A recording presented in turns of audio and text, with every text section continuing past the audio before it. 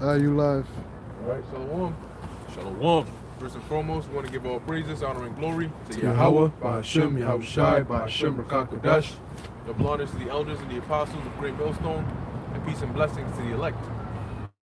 All right, and we're gonna go. We're back out here once again. We're gonna go right through the Spirit, starting in the Book of Revelation, the 9th chapter.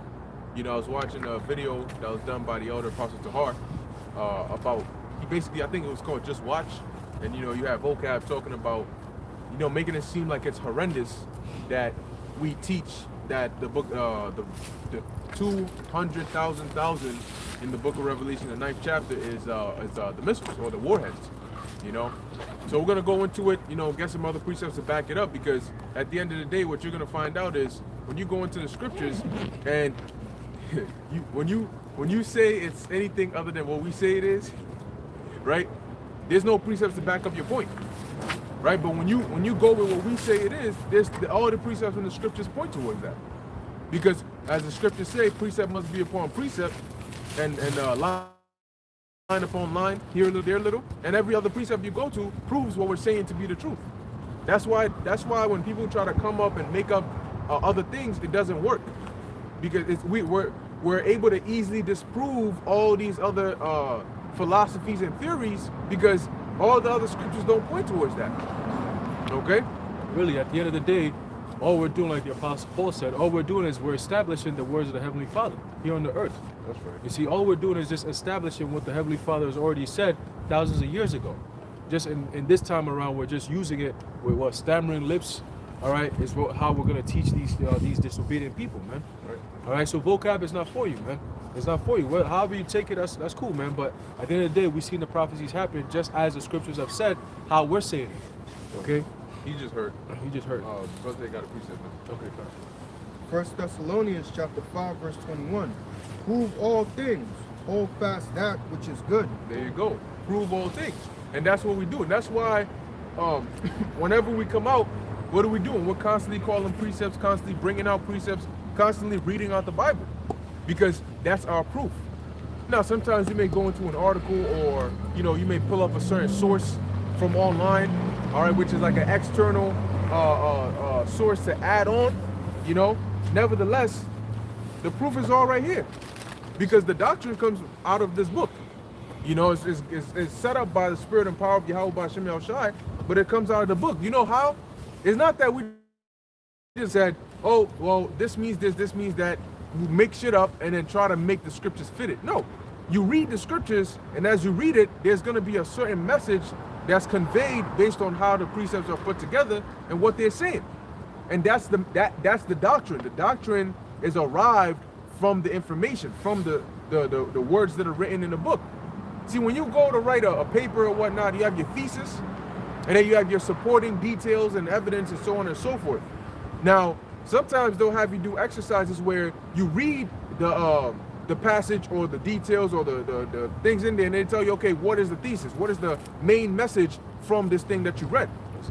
What is the theme? And that's what we're giving out here, the doctrine, the theme, which comes from reading the scriptures. But you have to read it through the Spirit. The Lord has to open up your eyes to understand it. If there was no need for that, the Lord wouldn't have made that statements like, if you can receive it. Why would he make that? He that have an ear, let him hear. Because anybody can go and get the Bible. You can get the Bible for free. So why did he say if you can receive it, or if let any man that have an ear, let him hear? So if you were born without a physical ear, then you can't get this word? No, it's talking about a spiritual ear, spiritual eyes. Job chapter 32, verse 8. But there is a spirit in man, and the inspiration of the Almighty giveth them understanding. There you go. There's a spirit in man, and the inspiration, right? The inspiration of the Almighty, what does that say? Giveth them understanding. So that's how we understand these scriptures. For us to be able to quote precepts and know what it's talking about and go here and there, it's not of us. You got something? Yeah, precept from the brother. Prince of Yahweh 6. This is John chapter 8, verse 47. He that is of Yahweh heareth Yahweh's words. Ye therefore hear them not, because ye are not of Yahweh. There you go. And the scriptures tell you that you have Israel, and then you have the Israel of God. Okay? And those are the ones that are of, and they are of Yahweh, because they are, if they're of Yahweh, they're of Yahushai, because the Lord said that the ones that thou hast given me. See, so the elect are really, they belong to Yahweh, and he gave them into the hands of Yahushai as a shepherd, right? To watch over his sheep. So we are the sheep, Yahushai is the shepherd, but we all belong to the Most High. And then you know, that it goes deeper, because we're also shepherds over the Lord's sheep. You see, so it all comes full circle. That's it. Yahushua is the ultimate shepherd of shepherds, and we are the shepherds of the sheep of the nation of Israel. That's it. All right. And when you think about it too, when you read the scriptures, all right, and you think about everything that the scriptures is talking about, and you boil it down, oh shit, Shalom. When you boil it down, guess what? Whoever this book is being spoken about, all right, is the most important people on this planet Earth. Gone. Okay, so you have to find out who are these people that this book is talking about. And once you get down to it, you be like, damn, these people are really loved by the Heavenly Father, man. Right. That's the end of it.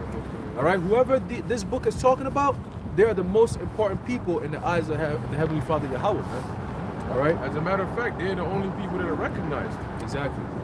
Yeah, quick thing also, that book that you talked about, that I forgot the name of it, but explain the biblical times. The manners and customs. Yeah, it also explains what the shepherd would do, and the shepherd was to even give his life for the sheep. That's why certain things Yahushua quotes, he's actually quoting what an actual shepherd back then would do. He would give his life for the sheep, and the shepherd also would have a rod, or he would have a staff, and that would be to control the either to control the sheep, or if wolves were coming by, to hit them and bash them. Sometimes he would even have nails in them. Yep. Hey, that's right. I remember reading that, because sometimes they would actually have to have, it's like almost like a bat too. You have your, because you know the shepherd's staff would have that little hook on it in the case you need to put it around the sheep to bring it back the right way. Then you would have a scapegoat. Now a scapegoat's job is to lead the sheep. Okay, so the goat goes and the sheep follow it wherever it's going. So in the sense of, if they wanted to lead the sheep to the slaughter, right, the scapegoat would lead the sheep, but right before they get up in there, you know, or if the scapegoat got in there would be a door for it to escape out. But going back to the point about the shepherds, the shepherds knew, you know, they had a very tight and intimate relationship with the sheep. They knew the sheep by name. They knew how many sheep they had. They knew how to identify each one. And I believe they also said that when they brought the sheep back to the fold, they would put their rod over, and I believe there would be like some color or paint or something on it. So each sheep that goes has to go under the rod in order to get in it. That's how they will count. He will count how many sheep he has left to do like a head count. They would leave a mark on the sheep, and every 10 sheep Count. Yeah.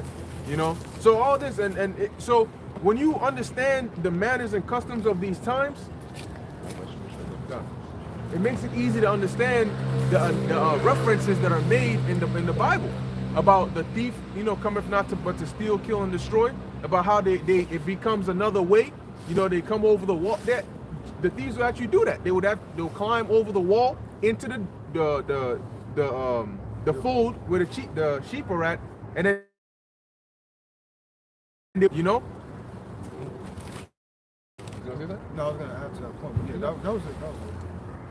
That's why Yahushua says that if you come any other way, then you're a thief. Exactly. Come on, that's right. What other reason would you do? Because also in the front of that den, in front of that thing, like let's say this is the entrance right here, the shepherd would sit right in front of it to block it. So if you want to come in, or if any sheep goes out, you can't come in and they can't come out. So if you go over the wall, you have to be a thief. That's right. So you have to go through the shepherd, which is your outside, to get to the sheep. That's why he said, I am the door, I am the way, right? No man cometh, you know? So, yeah, I mean, but like I said, when you read it, and then you read the scriptures, because it actually puts references to different verses in the Bible. So when you read the verses, you understand, like, oh, that makes sense. Like, there's a verse in Matthew, I believe the 5th chapter, where the Lord talks about, ye are the salt of the earth, right? And it says, wherein, you know, if you lose your savor, wherein shall you be good for, except to be trodden on the foot of men? And when you go into it, the salt was used for food, but also it would use to dry up, because you know the temple, you had the floor, which I believe was like marble like, so it was slippery. So they would, like today, they put salt on the floor so that it can dry up, and then when you step on the ice, so that you don't slip, right? So Yahushua made reference to that, to be trodden underfoot by men, because they would, you know, throw it on there if it didn't have use to savor the meal. Okay, but that was it on that. Or you had something? That's why salt absorbs water. That's why when you have a high salt intake, you start to get thirsty. Right. You know, when you eat food that's very salty, you start getting a lot thirsty, man, because all that water is being dehydrated, you know, from your body. It actually absorbs the water from your cells, you know, and like you said, it makes you thirsty, because your body says, "Yo, I need more water." But you can bring that out real quick, then Amos chapter 3, verse 1. because you mentioned that about what the people that are written in this book would have to be the most important people, right? And what did the Lord say via the mouth of Amos? Hear this word that the Lord hath spoken against you, O children of Israel, against the whole family which I brought up from the land of Egypt, saying, you only have I known of all the families of the earth. Right, so you have 18 different nations, and there's only one that the Lord has known. And I'm sure when you go into the word there, it's I forgot the word that they use, but it basically means to be acquainted with, to be well acquainted with, because you die. Oh yeah, you die, because the Lord knows these other nations. Okay, so when it says you only have I known, he doesn't mean like I have no idea what these nations are, but he's not well acquainted with them as he is with Israel. Like a woman, like when you, like the scriptures say no, like you trying to get like intimate with her, like on a sexual tip, because like a chick today, like yo, I'm trying to get to know you. What is the man saying? The man is trying to, I mean, that's bullshit game today, like, because really men don't really want to get to know and hang out with a woman. The reason why men deal with women is for sex and for children. If it wasn't for sex and children, men wouldn't even talk to women, because they real hard to deal with. Even when you ask 10 women, you would ask them, like, do you have female friends? The majority of them would say no, or they'll say I have one or two. Why? Because women know it's real difficult to deal with other women, and that's their own gender. So how much more men? Even like guys, they don't like to be, you know, women not that funny, or they not that real humorous to be around. Even if you check out female comedians, they not really all like a Cat Williams or Eddie Murphy. It's like really not hardly any funny female comedians. So when Jake say, the point I'm making is, when Jake said, let me get to know you, they don't want to hang out with you and stuff like that. That's why I said, and Isaac knew Rebecca, meaning he got with her on an intimate level and like had sex with her. And that's served through the spirit to the day. When Jake said, hey, what's up, shorty? What's your name? My name's so and such. I want to get to know you. That they so simple-minded, they really think I'm here to get to know you, but his whole game plan is to have sex with you and to procreate. You know, so when the Lord said he knew Israel, or known out of all the families of the earth, is on a deep, intimate level.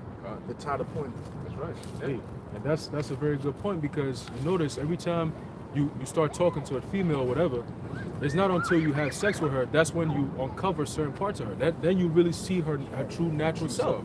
She starts becoming loose, more comfortable around you. Now it's like, yeah, like we casual now. But before then, it's like this weird, like I don't really know how to go about it type vibe, you know. But once it happens, you already know it's like it's casual, because now you know her exactly. Wow. You know her. And that's beautiful about Jake, if I may say.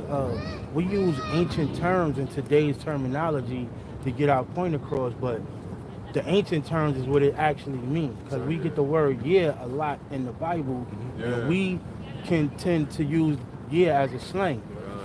Yeah, that's a good point. I just said it. That's a good point, yeah. So yeah, let's finish up on that and let's jump in here. That was it on it? Come on. Let's go back in. There's a book of Revelation, chapter 9, verse 1. We can start at 13. 13. The book of Revelation, chapter 9, verse 13. 12. Yeah. It says, one woe is past. Yeah, because, now real quick, what John, the Apostle John, what he saw when he wrote down the book of Revelation, the 9th chapter, the Lord had showed him a vision of World War One, okay, and what was going on in World War One. And the reason John, you know, when you read Revelation, the 9th chapter, the first verse to about the 12th verse, it's not going to say World War One. It's not going to say dogfighters. It's not going to say Britain or Prussia or whatever. It's not going to say Germany. It's not going to say that. Because John, first off, Germany, what is Germany? You know, right? All these, the names and terms we use today, John didn't have those. So as he's seeing, now he did see the same thing, but now let me put it to you like this. If you took one of us, right, to you took us, you know, to wherever John was, and we saw everything that John saw, and then you also had somebody from the ancient world and put us next to each other, and we're all both seeing the same vision, and then you say, okay, both of you write down whatever you saw. What we write down versus what the person from the ancient world writes down will be two different things, but it will be describing the same thing. Because you're going to read something like what you read there in the book of Revelation, the 9th chapter, but then what we're going to write will be something more like us doing a video today. You know, oh, I saw the German soldiers, and they had this this helmet on, and it was, you know, of this way, and then their planes or fighter jets, they had these guns on the back of them, and they were doing this. John, when you read John's version of it, you're gonna hear what they look like locusts. They were these flying things that look like locusts, you know, and then from their tails, meaning their back end, you know, they would sting you, you know, they would hit you, and whenever you're hit with that, you would die. But when you read in our place, we'll play, oh, they were shooting people, and the people that got shot died, some didn't die. It's still talking about the same thing, but the reason it's different is because of the terminology, okay? Because of the vocabulary, because of even the way we phrase certain things. We can make comparisons based on what we're exposed to. I can say, oh, it was like a plane. You like imagine a plane, but it has two wings on it, and then the back goes up a bit more. That's easy for you to imagine. Now imagine trying to explain, if you were to take one of us from now to the ancient world, and we were trying to explain something to them, they'll be looking at us like, what? It's a what? Because we don't know. We're gonna, all right, have you seen a car before? What is a car? You know, because when we talk, we use comparisons, similes, metaphors to get our point across. You know, oh, it's almost like seeing, you may see a chariot, like Ezekiel wrote. You say, oh, just imagine like a disc, right, or a circle, and then another circle in between. Well, you got to know what a circle or a disc is, or what it looks like, to get the reference that I'm making. So in essence, going back to what John saw, he's describing it based on the best way he can, based on his knowledge. And that's why the Lord put the Spirit on us to be able to decipher it. It's like if somebody has a dream, like if you had a dream and you woke up and you told me the dream, you know, in the dream, things aren't really clear. You know, you'll say, well, you know, at one point I was in this building, but then I turned around and then the building sort of turned into this, and it sort of looked like this, and then it became this. That's how your dream sounds. And a vision is likened onto a dream. So that's why when you read certain chapters in the book of Revelation, John will say, oh, and I was here. And then I saw a woman upon a scarlet-colored beast, but then I saw a woman sitting upon many waters. And then I saw Jake in a dead state, and I saw them, and I saw this, because it was like a dream. So now we'll say, oh, well, when you being in that room really represents boom. Or the dead people you saw, really what it means is, so we're interpreting the vision, breaking down the dream. You was going to say something? Yeah, I was going to bring out a quick precept, going back to what you were saying about how we speak in modern day terms, trying to describe ancient terms. Right. So it's going to be a little different. So you, in order to understand those modern day terms, you actually have to put yourself back in the ancient times. You see, there's a quick precept. There's a book of Isaiah, chapter 28, verse 11. It says, "For with stammering lips and another tongue will he speak to this people." All right. So that's like we don't speak in a formal sense. I'll give you a prime example. When you watch a documentary, or let's say on YouTube or whatever, right, and you put closed captioning, what happens is that every single word that the narrator speaks, you can actually read it word for word, right? You can actually see it clear as day. But then when men of the Lord are speaking and you put closed caption, there's a lot of words that we use that the computer can't even pick up. So if you were watching it and picking up the words, those will look like stammering words, man. You know, you're watching it, you know, the brother might say, yo, I was in this place last time, and this shorty over here was saying this. The computer's not gonna pick up, yo, I was here in this last time, and the shorty said, nah. It's gonna say something else that it thinks you said. Right. So it's to them it's stammering, man. You know, it's not a formal way of speaking. You know, we use so-called curse words, slang. You know, it's not formal. So that's why people see it and listen. And they're like, nah, y'all not men of the Lord. You can't be using those words. Unlearned. Unlearned men, exactly. But it's actually, if you really took the context and the content, it would all make sense. Rather than picking the words, oh, this is how it sounds. No, pick what's being said, man. You know? Elite know what we saying. Yeah, because you Right. got, well, let me get this precept. This Psalm 78:2. I will open my mouth in a parable. I will utter dark sayings of old. So those are the dark sayings. So the Lord speaks what? Metaphorically, like allegorically. You know what I'm saying? And so do Jake speak. But one thing that helps you figure out what someone's saying is what? Context clues. You know what I'm saying? When we speak, we like to compare things to what we saying. Like, yo, I beat the hell out of them. I'm gonna put my foot in your ass. Yeah, like, you know, or different things and shit like that Beat you Jake up. say in their speech. Where even like when I first heard Captain, right? Just said that. It was just like, yo, like, what the fuck is this nigga? Because you know the younger, I ain't that old, I'm 36, but it's still like a generation under me that's like in their 20s that be grabbing new sling and shit. Yep. So I'm like, Captain, what these niggas talking about? But I was able to put what they was leading up to and how they was discrediting the person on what they were saying. And they like, man, James, man, that nigga be capping, man. I'm telling you, man, I swear that nigga be capping. Yep. So I'm like, capping, oh, he gotta mean he be lying about shit. Because he was talking about how they was talking about something that he called them out on it. Then he was like, he boxed him in on what he was saying and he was stuck. Then at the end he was like, man, that's why that nigga be capping. You can't believe shit he said. That nigga be straight capping, man. Then you use the contact clues based upon what was being said to unlock, you know, what that actual word can possibly mean. And I'm gonna say something like this: homonyms is something that sounds the same but mean different. Cause capping back in my days mean that you was a shooter. Like, yo, I bust a cap in you, or he let off some cap. But now it's meaning something different. So you know, what goes with the context clues is you learn how to hear in a sentence what they saying. Tyrone was capping, like you can't listen to nothing he say. You'll know that word capping means lie. Right, like stomping off, right? Like in Jersey, well, at one point it was like Cardi B Captain, right? So they like stomping off can mean like leave in the expedient type way, like yo, stomp off out of here. But if we in the car, and I'd be like, yo, say somebody real going slow behind us, and I'd be like, yo, but car man, stomp around this dude, because you would actually put, in order to go around him, you got to speed up. So you would actually stomp your foot down and go around him. But if I be like, yo, hey, Baquar, Aharon out there, give him his Bible, stomp around there right quick and give him his Bible. Now, if I know he's not in the, now he could actually get in the car and stomp around there on some fast shit, or he could speedily walk around there. But it's based, so you'd be like, well, which one you mean? Well, it's really based off of the context of what's being said. Like in the Hebrew, Yah at the end of the word could mean me or mine, right? So you'd be like, well, which one does it mean?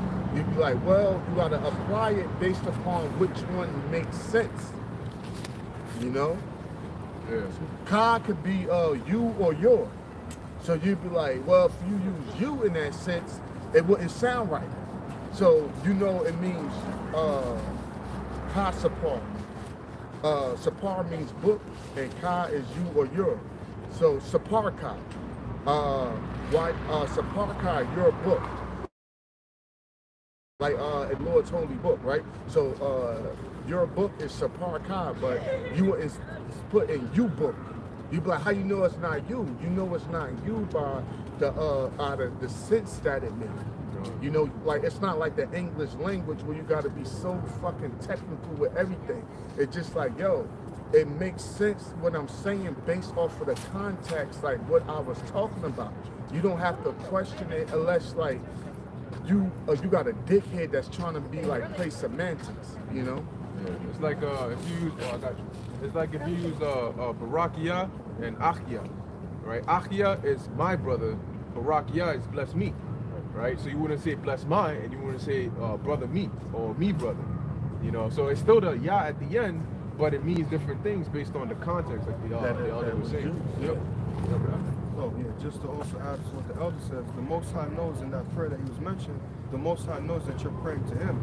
So if you say Saparka, he knows that you're not talking about, this is not our book, this is not our words, these are his words. So he knows it has to be your book. I'm talking about your book, your words. Right. Yeah, because Hebrew is a basic language, you know. It's just now that they turn everything all, you know, extra and shit. But that Lord said what? He's going to turn us back to that, you know. But it's so bad. So going back, Revelation chapter 9, verse 12. One woe is past, and behold, there come two woes more hereafter. So is World War I, World War II, and World War III mentioned in the Bible? Yes. Okay, John just described World War I, and then he said the first woe is past, the first World War. Okay, and there come two more hereafter. That's going to be World War II and World War III, which World War II is already passed. Okay. It says, and the sixth angel sounded, and I heard a voice from the four horns of the golden altar, which is before the Most High. Yeah, because when you go into the book of Exodus, you know, and the Pentateuch, okay, or the Torah, the Lord gave Moses an order and a description of what was in the heavens, and told him to do that on the earth in the tabernacle. That's why the Lord in the Lord's Prayer says what? On earth as it is in heaven.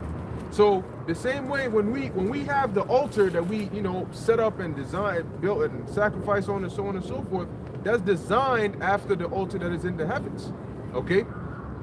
And so what John is seeing here is the order coming from the Lord out, all right, from the altar, because there, when you look at the actual physical altar, you do have horns on the four corners, because the scriptures tell you in the book of Leviticus, as one of the offerings, the priest would have to dip the blood from the animal on the horn of the altar, all the four horns of the altar.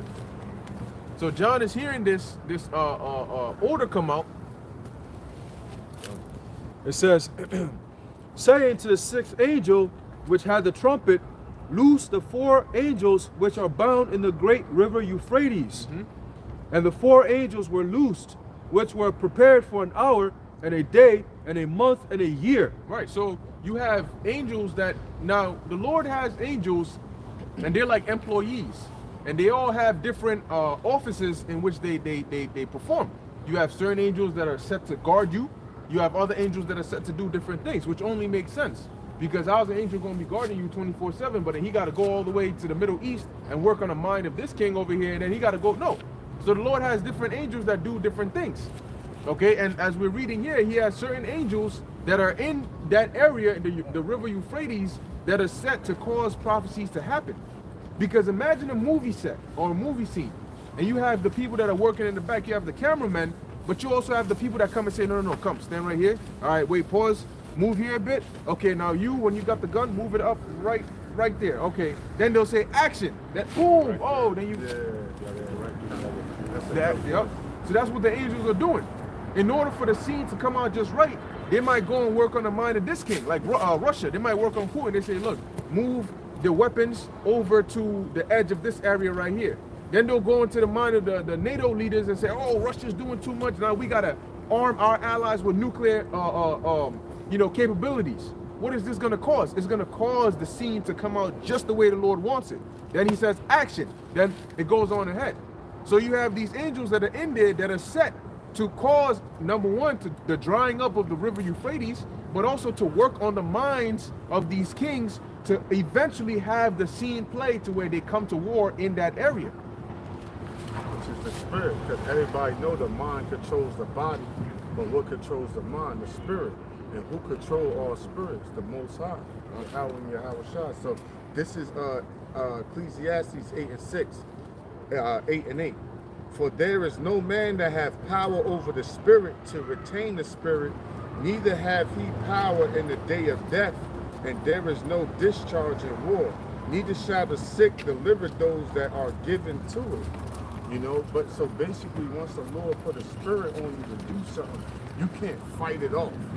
like, I ain't gonna do that. The Lord put a speed demon on you to crash a car or to do like whatever spirit you put a war demon on you, or a party or fun demon, and you like, I know I'm supposed to do this and that. Like Alexander, the Jakes at the time told him he was in the scriptures and the prophecy, but he didn't have the spirit to be like, I ain't about to do all of that. You know what I'm saying? Like it was like the spirit took control and and had him fulfill the Lord's will. Compelled him.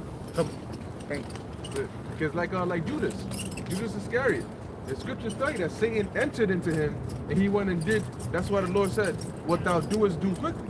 So from the foundation of the earth, at that very point in history, there's no possible way that Judas Iscariot could have said, he's right there, right? He's about to sell you. Nah, I ain't gonna do it. I can't turn my back on the Lord like that. Impossible. He had to do it exactly that way. Even if he felt bad, he would have felt bad after the deed was done. But he did. But he couldn't stop. Even if it doesn't matter if he felt bad, the scripture says you can't resist the will of the Lord. So you're gonna do it. And you know how the Lord does it? He works it in your mind and in your spirit. The Lord ain't gonna have you like, I don't want to go, but then your body's being physically forced to go do something. No, he'll put the spirit on you to where you're going to do it willingly, but you don't realize that the reason you want to do it is because the Lord put the spirit on you to want to do it. Out of nowhere, you're like, yo, I want to take a walk today. Out of nowhere, you just go take a walk. Because the Lord says, I want you to take a walk so you can get hit by a car across the street over there. He ain't going to say, yeah, I don't want to take a walk, but the Lord is physically forcing my body to go take a walk. No, he works on a higher level. That's why when we tell you don't have free will, people think of it like, no, free will means I want to do this, but the Lord is physically forcing me to do something I don't want to do. No, free will means that whatever you're going to do, the Lord says you're going to do it. He says, I want you to do this. That's the only thing you're going to want to do. And so that's going to be the only thing you do. So people feel like it's really them doing something, but they don't realize it's because the Lord has put a spirit on you to want to do that thing. Even though, like, when deeper things happen, they would say something, they're not spiritual. They'll say, like certain things in their life happen. They're like, nah, they're like, man, something told me to go this way. They know it wasn't of them. There's like, I turned the block earlier than that building blew up. And then they think like, yo, something told me to go over here. Normally they would say something told them when they escaped something, but they wouldn't lose it if they got judged. They would be like, yo, something told me to go here and I got my ass whooped. You know what I'm saying? They'd just be like, niggas was just hating. You know what I'm saying? But when they normally escape a judgment or find out something drastic happened and they were safe, they would say something told. And that was the Lord through those angels that put it in your mind that guide you that way. But you give credit to the Lord all around the board, not just when you escape a judgment. Good or bad. Yeah, good or bad. Hey, that's why sometimes you'll do something that you don't usually do, and you'll say, I don't know why I did that. I always make a left at the other end. Why is it that today I made this here and then boom, look at where I'm at? Spirit. People like, yo, what's wrong with you, man? You got demons on. So, like certain people that understand you and know you enough, they're like, yo, what's wrong with you, man? You got demons on you, man. Or Jake like to use that word, God forbid, which I hate. You know what I mean? Because like, yo, you don't forbid the Lord for nothing. Because when you say that shit, you saying, I want my will, what I view as being negative or evil, I know it can happen, but God forbid that happens and my fucking will get pushed. You know what I'm saying? But ain't no God forbid. The Lord's will be done. And if something don't go your way, you're supposed to still praise the Most High and say, listen, the Lord didn't want me to have that because maybe if I did get that or had that shit would destroy me. You know what I'm saying? But that whole God, the worldly people use that term, God forbid, like the Lord's will is forbidden for this to happen so your own vision can come true. But they say two things you might regret, two regrets people have in life: not getting what they want and actually getting what they want. Because you can actually get what you want and that should be a great curse unto you. Then you can act, and people normally have regrets of like, man, I never became a doctor or a lawyer. I never was there for my kids to see them do this and that. And those normal regrets. But people also regret actually begging and getting something like these celebrities, going for that rapper fame type life and actually getting it, and that shit just ruin their whole existence. So it goes two regrets people mainly have in life is not getting what they want and actually getting what they want. This is why the kingdom is going to be so precious, because over here in this side, in the kingdom, we go meditate on things like before you even think about it, it's already going to be done. Yeah, Lord said that. Exactly. On this side, you might want something, right, and ask for it. The moment that you're asking for it is actually when you want it, and then it might not happen 2 weeks down the line. And then you get that thing you were asking for, you're like, oh, I don't want it right now. Like, I wanted it 2 weeks ago. You know, like, and then you got it. It's like, yo, why are you not being grateful? Isn't that what you asked for? Right. But you're like, yo, bro, I asked for it. I know what I asked for, but I kind of wish I would have gotten it 2 weeks ago, not right now. What the fuck am I going to do with it right now? Found another way to go Exactly. about it. Yeah. But then you can't be ungrateful and say, oh, nigga, you got what you wanted. Yeah, I did, but not the time I wanted it. But in the kingdom, it's going to be a combo of getting what you want when you want it, man. Even before you realize it, it's just going to be there. The Lord's going to make things manifest for you. Yeah. You know? Perfect. Perfect. Exactly. You got it. Cute. Yeah. Just a quick piece. Jeremiah chapter 20, verse 9. Then I said, I will not make mention of him, nor speak any more in his name. But his word was in my heart as a burning fire shut up in my bones. And I was weary with forbearing, and I could not stay. See that? He was weary with forbearing, meaning he tried it, but he couldn't. It was too much. It was too strenuous on him. He just had to. It's like if you have all this knowledge and you say, I'm not gonna think about Yahweh Shem Yahushua, I ain't even gonna think about anything related to this truth. That's impossible. Because let's say you turn on the TV and they come out and say the central bank has decided that the physical form of their digital currency is going to be a microchip, and you stand there, you say, you know what I'm saying? The spirit jump on you. You know, you got the camera right there. You want to just go live or just put it out there, put it in the chat or something like that. Or like keeping secrets. You tell somebody something heavy, like, yo man, don't tell nobody. I swear, man, I swear I ain't gonna tell nobody. I ain't gonna. Then you hold that shit in. Then like that shit come around, that shit be eating you up. You gotta tell somebody. Then you just let it out, and then people like, yo, how you like, man? I wasn't going like, and you'll tell a person like, yo, man, I ain't supposed to be telling you this shit. Yup. Like, I ain't supposed to be telling you this shit. Don't tell nobody. He's like, all right. So they had a wise saying, kind of. They like, yo, don't expect someone to keep a secret that you couldn't keep yourself.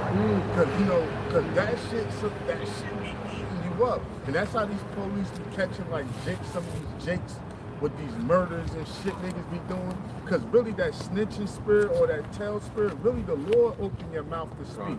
These dumbass niggas out here don't understand that. They be, I ain't no snitch, this and that. Listen, the Lord put the spirit on you and had your fucking mouth going 1,000 miles an hour, man. The most toughest nigga, Hey, and these I got you, bro. These police officers and shit like that, they actually use witchcraft, man. They use MK Ultra, they use hypnosis. These are all things they actually learn going back to voodoo and shit like that, man. That's all witchcraft. So they actually go to Haiti and study witchcraft and shit like that, and then use it with the technology, summon them demons, and then get people to do and say certain things that they normally wouldn't do and say. It's all literally hypnosis, man. They actually put you under a spell, and that's how people get to say these things. You be like, yo, how the hell this guy, he's so stand-up guy, and all of a sudden he looks completely different. He's saying all these different things. Oh, Central Park 5. Yeah. How they manipulated them. Yeah, and they didn't even do it. They didn't even do it. That was Exactly. heavy. If I may say, the priest Squall, man, he brought out the word compel, but the prefix to the adjective to it is compelling, and the definition is evoking interest, intention, or admiration in a powerful, irresistible way. There you go. Hey. So the spirit is a powerful, irresistible way. You can't resist the urge of where the spirit takes you. There's a book of Proverbs, chapter 20, verse 24. Man's goings are of the Lord Yahweh Ba'ashem Yahushai. How can a man then understand his own way? There you go. Man's goings. And when it says goings, it doesn't mean like just literally walking. It means everything you do in your life. It's of Yahweh Ba'ashem Yahushai. That's right. Because it's just like watching them. there's a reason it's called the scriptures, because it's an actual script. If you notice, when you read in the scriptures, you have laws and different things, but you also have like events that are written to happen. That says this is going to happen at this time. This is going to happen here. This is how it's going to happen. This is what's going to happen. And then guess what? At the end of the day, Revelation 15:2 is going to happen. In the future, you're going to have the elect in the chariot fulfilling Revelation 15:2, just like it's written to happen. It's impossible for that part to not happen. It's impossible for Esau to come and say, you know what? I'm going to just eradicate all of y'all and then make sure that doesn't happen. It's impossible, because it's a script that is literally written to happen accordingly. And the scriptures say, who has resisted the will of Yahweh Ba'ashem Yahweh Shai? You can't resist the will of the Most High. Okay, he controls all of us. You know, and hey, that's why we pray to the Lord that he keeps his righteous spirit on us, because even that prayer in Psalms 51 about the Lord taking not away his spirit from us, his spirit is what controls us, but to do the right thing. You know, and if you don't have that, then you're controlled by demons to be self-willed. We are bounded by the laws of the Lord. These people are bounded by the laws of their desire. So I'm not going to do it. The only reason they're not going to do something is if they don't like it or they don't feel it, right? We're not going to do something whether we like it or not if the Lord says don't do it. So those are our bounds. They're only bounded by what they like. If I like it, ain't nothing stopping me from getting it. If I don't like it, ain't nothing making me like it. For us, if the Lord says don't do it, ain't nothing making us do it. If the Lord says do it, ain't nothing stopping us from doing it. You see? That was it on there? Yeah. All right, let's go back. So going back to Revelation chapter 9. I just remembered too, when the elder gave the example about a secret, it's like when you have a surprise for somebody, and it's like a head. Maybe you want to get them a gift, and it's supposed to come in like a month, and this is something that they've really been needing. And every time you're with them, they're talking about it. Damn, man, if I had this, man, and then you know that you already ordered it and it's coming through. You know, and you want to tell them, yeah, I got it for you, but you know, so you gotta act like, oh yeah, hey, you know, it is what it is. You purposely gotta act that way, but inside you like, oh. But sometimes you let it out by telling somebody else. Yeah. Because that shit be eating you. You be like, I ain't gonna tell him, so I'm gonna tell him, and that will relieve like you told somebody. Yeah. God, yeah. You just hope it don't get back to him by the time the gift comes. Yeah.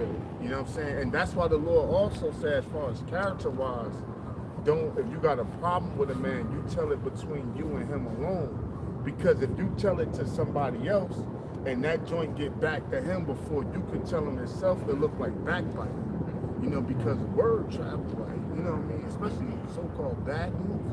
Like that shit, like, you know, Habashai, you know, that traveled through the region. His miracles and stuff, only a few people saw it. Hey, remember he held the dude and said, listen, man, you can't be down, but listen, and don't go tell nobody.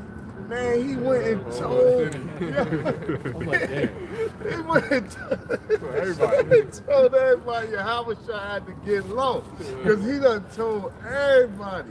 But you know, that's that. It couldn't contain it, you know? Yeah. Hey, like when Peter and John healed the lame man, and it says that he was jumping up in the temple, and they're like, hold up, wait, whoa, hold up. Isn't that dude because they knew him. His ankle bones got strengthened. Because he was always outside. I mean, he was lame. He was always outside begging for money. So they knew him. Oh, that's such and such. And then they turn, you know, they're doing their shit, and then they see somebody leave. Who the fuck is he? What? Hold on. That's what the fuck? Yo, come here. Hold on. Is this? What happened? How did this happen? What, you know? He's like, yo, these men healed me. They're like, how? I remember Yahweh in the book of John. It says Yahweh healed an individual, and the Pharisees kept trying to disprove. They pretty much try to press the man to say that it wasn't Yahweh who did it. And the dude's like, look, man, I'm not finna go back and forth with you. All I know is that that's the man that did it. And if he's the anointed, then I believe in him, because this is what he did for me. You know, because that's why the Lord said, if I be lifted up, I shall draw all men onto me. Right. So the Pharisees said, look, if there's a competition between us and him, we're gonna lose. So we're just gonna have to make sure he doesn't get drawn up. So we're gonna have consequences. Yo, if you speak that name, this is gonna happen to you. You're gonna be excommunicated. You're gonna be this. You're gonna be that. You can't bring that over here. You know, and it still didn't stop anything. You know? Yeah, and that's back to this day, because they was part of this world. So that's what's up with these other camps, like don't say the name and stuff like that, and they trying to come at the men with the proper doctrine, because they got their position in Esau's world and set up by Esau. So this St. John 11:48, and it says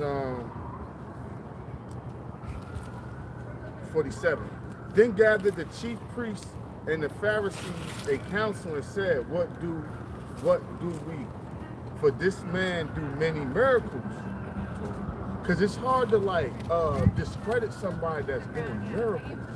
Like somebody that's just doing the work, you know, brother speaking, you probably want to give him a bad name, oh, he did this and that. But somebody that's performing miracles, that's like, yo, how do we shame a person that's doing ill works like that? You know what I'm saying? Like that's some next level type shit that we trying to just make look bad from word of mouth. You know, so it says if we let him alone, all men will believe on him, and the Romans shall come and take away both our place and nation. Yeah, because at the time we understand that Judah or Judea was a province under Rome. You know, so it tells you that in Daniel the 9th chapter, the 27th verse, that he shall make a covenant with them, and in the midst of the week he's gonna pretty much break it. So we were under them. Now we couldn't have kings, but they did allow us to keep our own laws, and that's how you had the Sanhedrin, the court of Israel. So they're saying, look, man, we got to do something. If we don't do something, we're screwed. If we do something rash, we're screwed. So, you know, how do we go about handling this situation? But we know we have to do something. That's why, and Yahushua, man, it shows you the power of just the spirit, because they came up to him and they I forgot what question it is they asked, and he replied with asking them, is John a prophet? You know, or is he, you know, son? And they were like, if we answer that, we gonna you know, either deny him to be a prophet, or we gonna rile up the crowd and they're gonna tear our asses up. You know, so then they say, you know, they're gonna back up. And they just kept coming to Yahushua. Yeah, you know, even to the time when he resurrected, you know, you had, and I have the account, you know, you had the soldiers and the chiefs, the chief priests, who were like, yo, we have to come up with a storyline to tell the people, because if we fuck up on this, then what they gonna say for the previous one? We already killed a man, and not only we kill him, he actually rose from the dead. Yo, that's exactly what he said he was gonna do.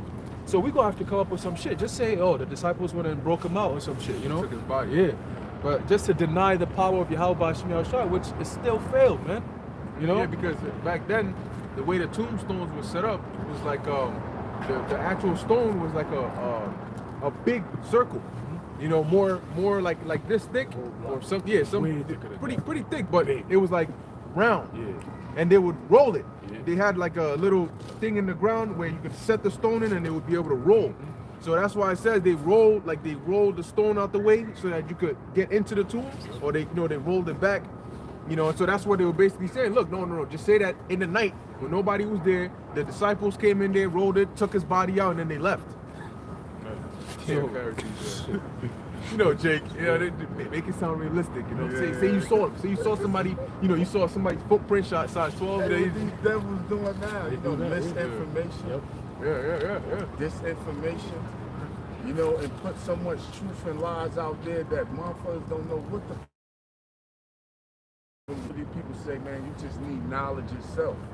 And people be saying shit like that because they just so fucked up, because Esau done track everything with truth and lies. So people just like, man, I give up. Like, I just believe in a higher power. You gotta seek knowledge yourself.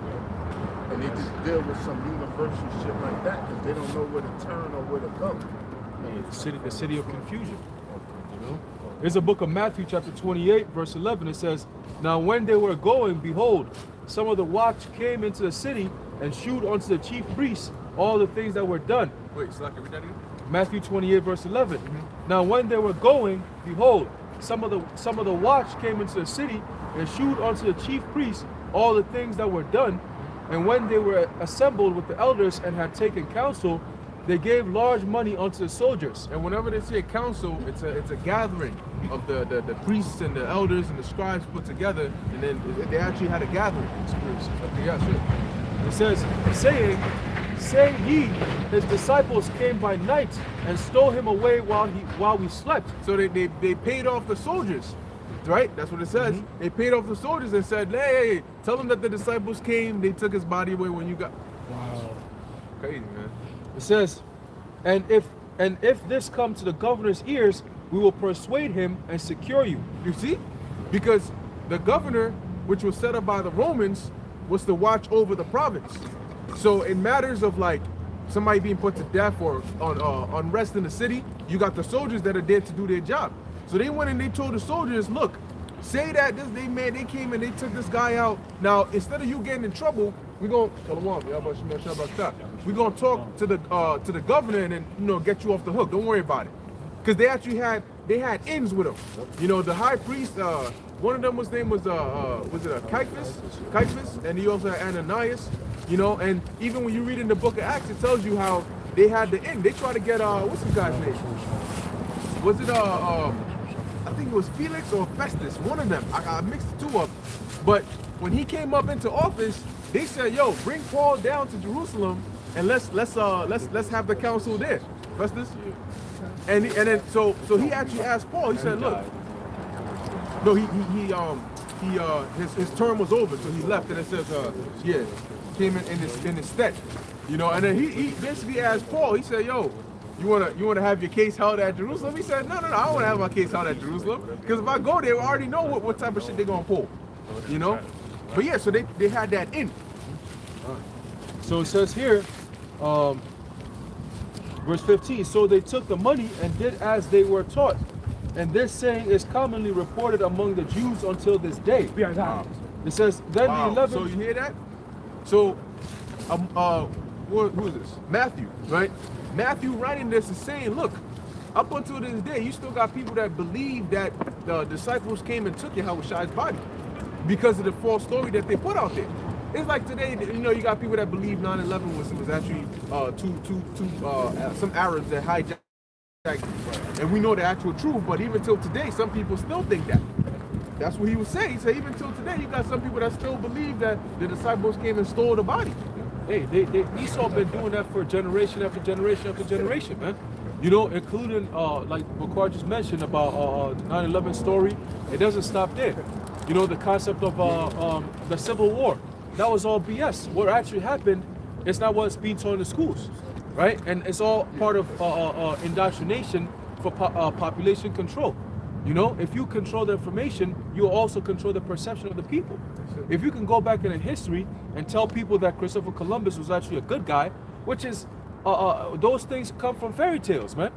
There was somebody who actually came up, I forgot his name. His name's something Newton. And he was talking about it, and he said he wasn't a historian, he wasn't a biographer, all right? He was just a fairy tale storyteller. And he came up with all these fancy stories about the beginning of the voyages of Christopher Columbus, man. Newfoundland. Right, the history and voyages of Christopher Columbus. Those are all fairy tales. But that's what they teach in Newspeak, exactly. Yeah, the changing of words to deceive the public. Exactly. That's what Newspeak means. Right, Like gay means like I'm happy, but now gay means like you're a homosexual. Or like notorious. Notorious was actually like a good word. But now notorious, now you say like he's notorious for that. Like you would put it like big, the notorious B.I.G. People look at it as bad, but notorious was like a positive note, or incredible. Now, I mean, incredible means not or don't, and credit meaning not credible. But if you be like, yo, the Incredible Hulk, you would look at it like more in the good, like the Lord said, let not the incredulity of them trouble you. In means not, in credit comes like if you put in somebody credit, you got faith that they gonna hit you or pay you back. So in credit, like don't let the disfaith or the unbeliefs of these people stop you from teaching and doing the word. So incredible really means like not credible or not of credit. Like you a dishonorable type person, you know. But now these devils, they change and play with words and flip them around to where they mean other things, and people just use it totally out of context. Like the word infamous. They use the word infamous, but they big up somebody that was notorious, which is negative. You could be a criminal, but you go down in history as being famous for your criminality ways. You know what I'm saying? So the word infamous is like a twofold. It's to say that person is famous, but in a negative term. But they use it and make it as in it's a positive term, because you got people like Frank Nitti as a celebrity, but he was known for being a hitman. So that's not good. You shouldn't be glorified as being famous for being a hitman because you was a murderer. Right. But the point that I wanted to bring out is the word incognito. When they say incognito, they saying it's on the low, but we putting it out there. Because the point that I was bringing out is the fact that they got a cartoon series called Inside Job on Netflix. Y'all heard of it? No, I haven't. Please check it out. It's a company that's ran by the elites. It's a shadow government that runs this government company that puts all of the conspiracy theories out there to make it seem like it's fake, but it's actually real. So they the ones that keep people, the cover-ups going. This organization is called Incognito, but the name of the show is called Inside Job, Netflix. Check it out. Hey, to back that point before it shots back to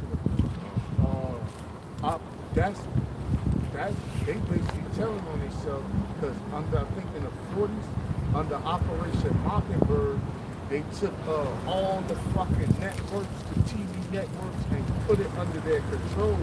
So now they control what's out there. Like the word media, that's how they control the people. Because from the medium or the mediator between God and men is Yahushua, or the media means middle. So how do the elites control the public? Through the media. That's the middle outlet that the elites get the public to do what they want, because they're not as powerful as those ancient kings where people would just roll with them for the hell of it because they love them. So they use things to the media. And bring out that Operation Mockingbird. Operation Mockingbird is an alleged large-scale program of the United States Central Intelligence Agency, CIA, that began in the early years of the Cold War and attempted to manipulate news media for propaganda purposes. Right, and they got basically all the channels, the mainstream channels, under their control and influence to control what they ditch and put out under Operation Mockingbird. Just to go with that series the brother was talking about.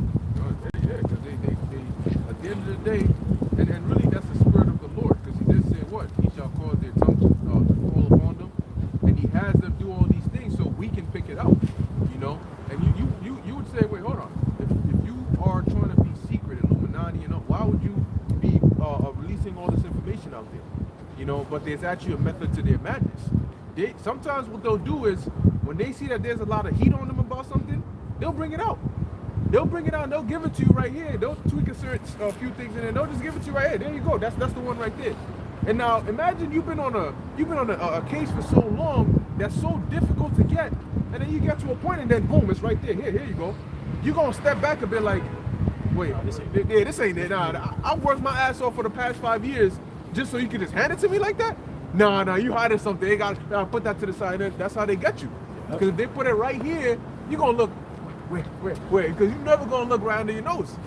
You know, that's how these devils move, man. In the art of deception, they call that like false honesty. Mm-hmm. Like basically, if somebody look at you and view you as being imperfect or arrogant or pride, like for them to embrace you, someone will like mention a sin or a flaw they got in front of everybody. He'd be like, listen to everybody, I need y'all to pray for me, man. I've been fucking up. I've been doing this. I've been doing that. I ain't perfect, this and that, this and that. And then people will look at you saying that downfall about yourself, but it's a false honesty. Like you being honest about something you did or one of your flaws to get people to really grab sympathy for you. And once they get that sympathy for you, their views of you being proud, arrogant, and imperfect go out the window, and they lose that hatred for you. It's just an art of deception. if I may say, the word reverse psychology. Like if you in an AA meeting and you stand up and introduce yourself, hey, my name is DeBar, I'm a serial killer. Everybody gonna look at you like you joking, but you could actually be the serial killer, Yeah. but you Yeah. put it out there in a jokingly Yeah. way, Yeah. so people, it goes over people's head. Yeah, they say that's how you kill a rumor. Yeah. If there's a rumor about you, you don't know who started it, how it's going on to it. You know, yo, they say that you deal with fact checks or something like that. Like, yo, they use with the, you know, this big chicken shit. You know, oh, yeah, of course I took her and, you know, I mean, her friend was a little bigger on the side though, but I've always been into shit like that. And then you add on, you know what I'm And saying? they get killed right You know, there. they when they bounce, you know, they break a couple ribs, but that shit takes you a thrill. They gonna sit there and look at you like, oh, this nigga right here, look at him. And it sort of dispels it. Right. You know, because you're right. adding to it. But if you're like, who said that? Nah, you getting defensive, then they're like, oh, well, why you getting so defensive about Right. it? You know, is there some truth to it? Right. You know, so sometimes they throw it out there. And, you know, because you chasing, it's like even a dog, for example. If a dog is chasing you and you running, he gonna keep chasing. The second you stop, he's gonna back up. And you may think, wait, hold on, I thought you were trying to catch me. Why is it that when I stop, you backed up? Why don't you pounce on me? Because that's how it works. The second something gets thrown at you, wait, hold on. Why are you throwing it at me? You've been running for so long. Why'd you stop? Or somebody like your girl, she's like, man, my side chick about to tell on me. So instead of, she gonna tell anyway, so you just tell your girl like, yo, you know, Confess. if you confess in advance, it's like not as That's bad. Like case in point. Now, don't play with Esau because she could still smoke your ass. But it's been cases where Jacob turned himself in. Like, you ain't get caught. Like, you ain't went on running and shit like that. So, I mean, they could, though, but don't fuck with Esau. Because, like, you know, you still a Jake, we fry your ass. But your lawyer could argue, he was like, well, he only got 1 or 2 priors. It wasn't that bad. This is real major crime. And he turned himself in. He was, like, sort of honest about it. Leniency. Give him 5 years, some probation time. To where if you like ran, or were you like, yo, I'ma just run, and you know what I'm saying, or they catch up to you, it's like a harsher like judgment. You know what I'm saying? So it's just all a part of deception. But all the fucking games Esau played, you niggas played, as far as the male and female, in Isaiah 47, the Lord clearly told you all that shit is not gonna fucking work no more. All of them arts of deception and all that Mickey Mouse shit you've been doing on people, all the tricks and witchcraft and all that shit you use to deceive, mind control, mind game, hypnosis, all that shit gonna fail you and you're gonna get destroyed and brought into captivity. Oh yeah, when you mentioned the whole thing of putting something on your nose, if you ever played that game, Batman Arkham City, it's the second one, and Joker was dying in that one, but he didn't want Batman to know that he was dying, so he made Clayface pretend that it was him, and at the end, right before Batman found out that the Joker was actually a fake Joker, Joker was saying shit periodically throughout the entire game, letting you know that I'm not really the one that you're seeing there, but I'm just fucking with your mind. And at the end, right before the end, Batman's remembering everything that the Joker told him, and I have the quote right here. He said, "So how do you keep a secret from the world's greatest detective? Well, do you know? You stick it right in front of him, right under his long pointy nose, and wait." So Joker was waiting for him to find out until the end that, nigga, I really was dying. It's just we found out too late, and my plan is about to happen. Put it right there. Wait. Because then you expect him to find it, and he never finds it. And you keep waiting and waiting. Yeah. Because at the beginning, my bad for spoilers a little bit, Joker shows him that he's sick and he's dying. But then midway, eventually Joker uses Clayface to show you, nah, I'm not dying anymore, I'm fine. And at the end, that's when Batman recalls everything he says, like, oh, wait a minute. Then he finds out, yeah. Say you want to hide something, put it like right in front of your face. Say like we got a big ass house, you playing hide and seek, like some shit like this building or something. And I'm like, listen, we can't like nephews and shit. Like, listen, I'm gonna go hide, and first one who find me get a reward. And I'm like, y'all gotta count to 100, then come looking for me. But I go right out the door, behind the next door, right behind the next door. You know them kids gonna be, oh, they all gonna run past me. Yep. They all gonna run past you looking for you. They gonna be like, yo, we can't find, we searched everywhere. Everywhere. We like, yo, you can't be in this house, man. We like, it could be like 9 hours later, they'd be like, man, there's no way you left the house. But you could be like, they're never doing like, yo, he just left out the door and went behind the bathroom door right there and just sat there. Hey, we used to do that when we were kids. You know, like Bakar would be like in the room or something. The moment I step out the door, I put it right on the, you know, the when you walk in the handrail and shit. And then you have a wall. You just put it right at the corner, and then you just walk all the way out, like down the stairs, and you'd be like, all right, yo, it's over here, come look. And you got everybody, oh shit, it's over there. He just said it's over there. And then they all go there, and then you just be walking around. You know they're not going to look for it. And then you have one person that's like so super clever. They just keep going around, coming around where it's hot. Then you start like, this nigga gonna get it. I said it's over there. Here. Why are you here? Like, and he's just so clever. It's like he didn't fall for the shit when you said, oh, over there. You said it way too like, loud. why would you tell us that? So he's like, nah, everybody over there. He's the only one. You just keep looking at this nigga like, and then you ask you, is it around here? Be like, yo, why you here? I said it's over there. And he the same one who's just like, nah, it gotta be here. And he keep looking around. And you just like, yo, and then he finds it. Yeah. And then you're like, this nigga here. That's the elect, man. You can't hide it from us, man. Because the Lord is gonna keep us showing it. Esau just keep getting mad. He's like, yo, I put it right in their face, and they come out and blow it out in front of everyone. Then they show everyone where it's at. Hey, Lord You said know? on the housetops. Boom. Because you know the thing, like, hold on one second. If you chasing somebody, right? You ever seen in the movies, you chase somebody, they cut the corner, you cut the corner, half a second later, they're nowhere to be seen. You like, hold on, you looking all the way down, he's not there, he's not here, he's not here. Like, this thing is not that fast. I cut the corner half a second after you, you have to be in the vicinity. There's no way that you already like 10 blocks down. But people never stop to think. They just, oh, he ain't there. He probably ran. Let me run after him. And he probably just cut the corner and hid like, you know, like that right there. You know, he knew you was gonna keep on running. You see that all the time. They just come after and they just, you know, they go their way.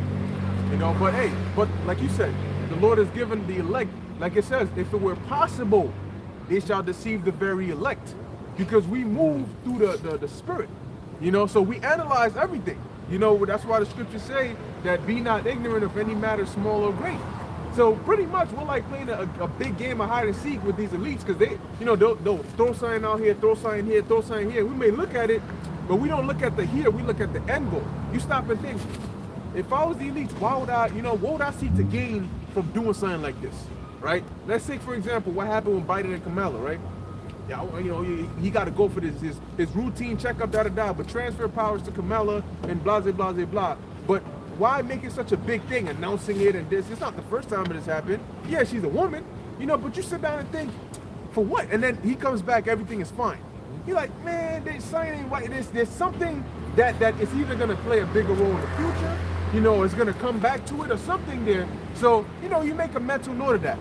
So in the future, some shit happens, you know, that makes sense, because you know what they do? They drop a little, you know, a little breadcrumb here, then they'll just walk, and then they'll go and drop something over there, and then in the future, they come right back. They pick this up here, they add this here, they add this here. You sitting there like, I said, look, these elites, the reason they work with gradualism is because they exhaust your mind.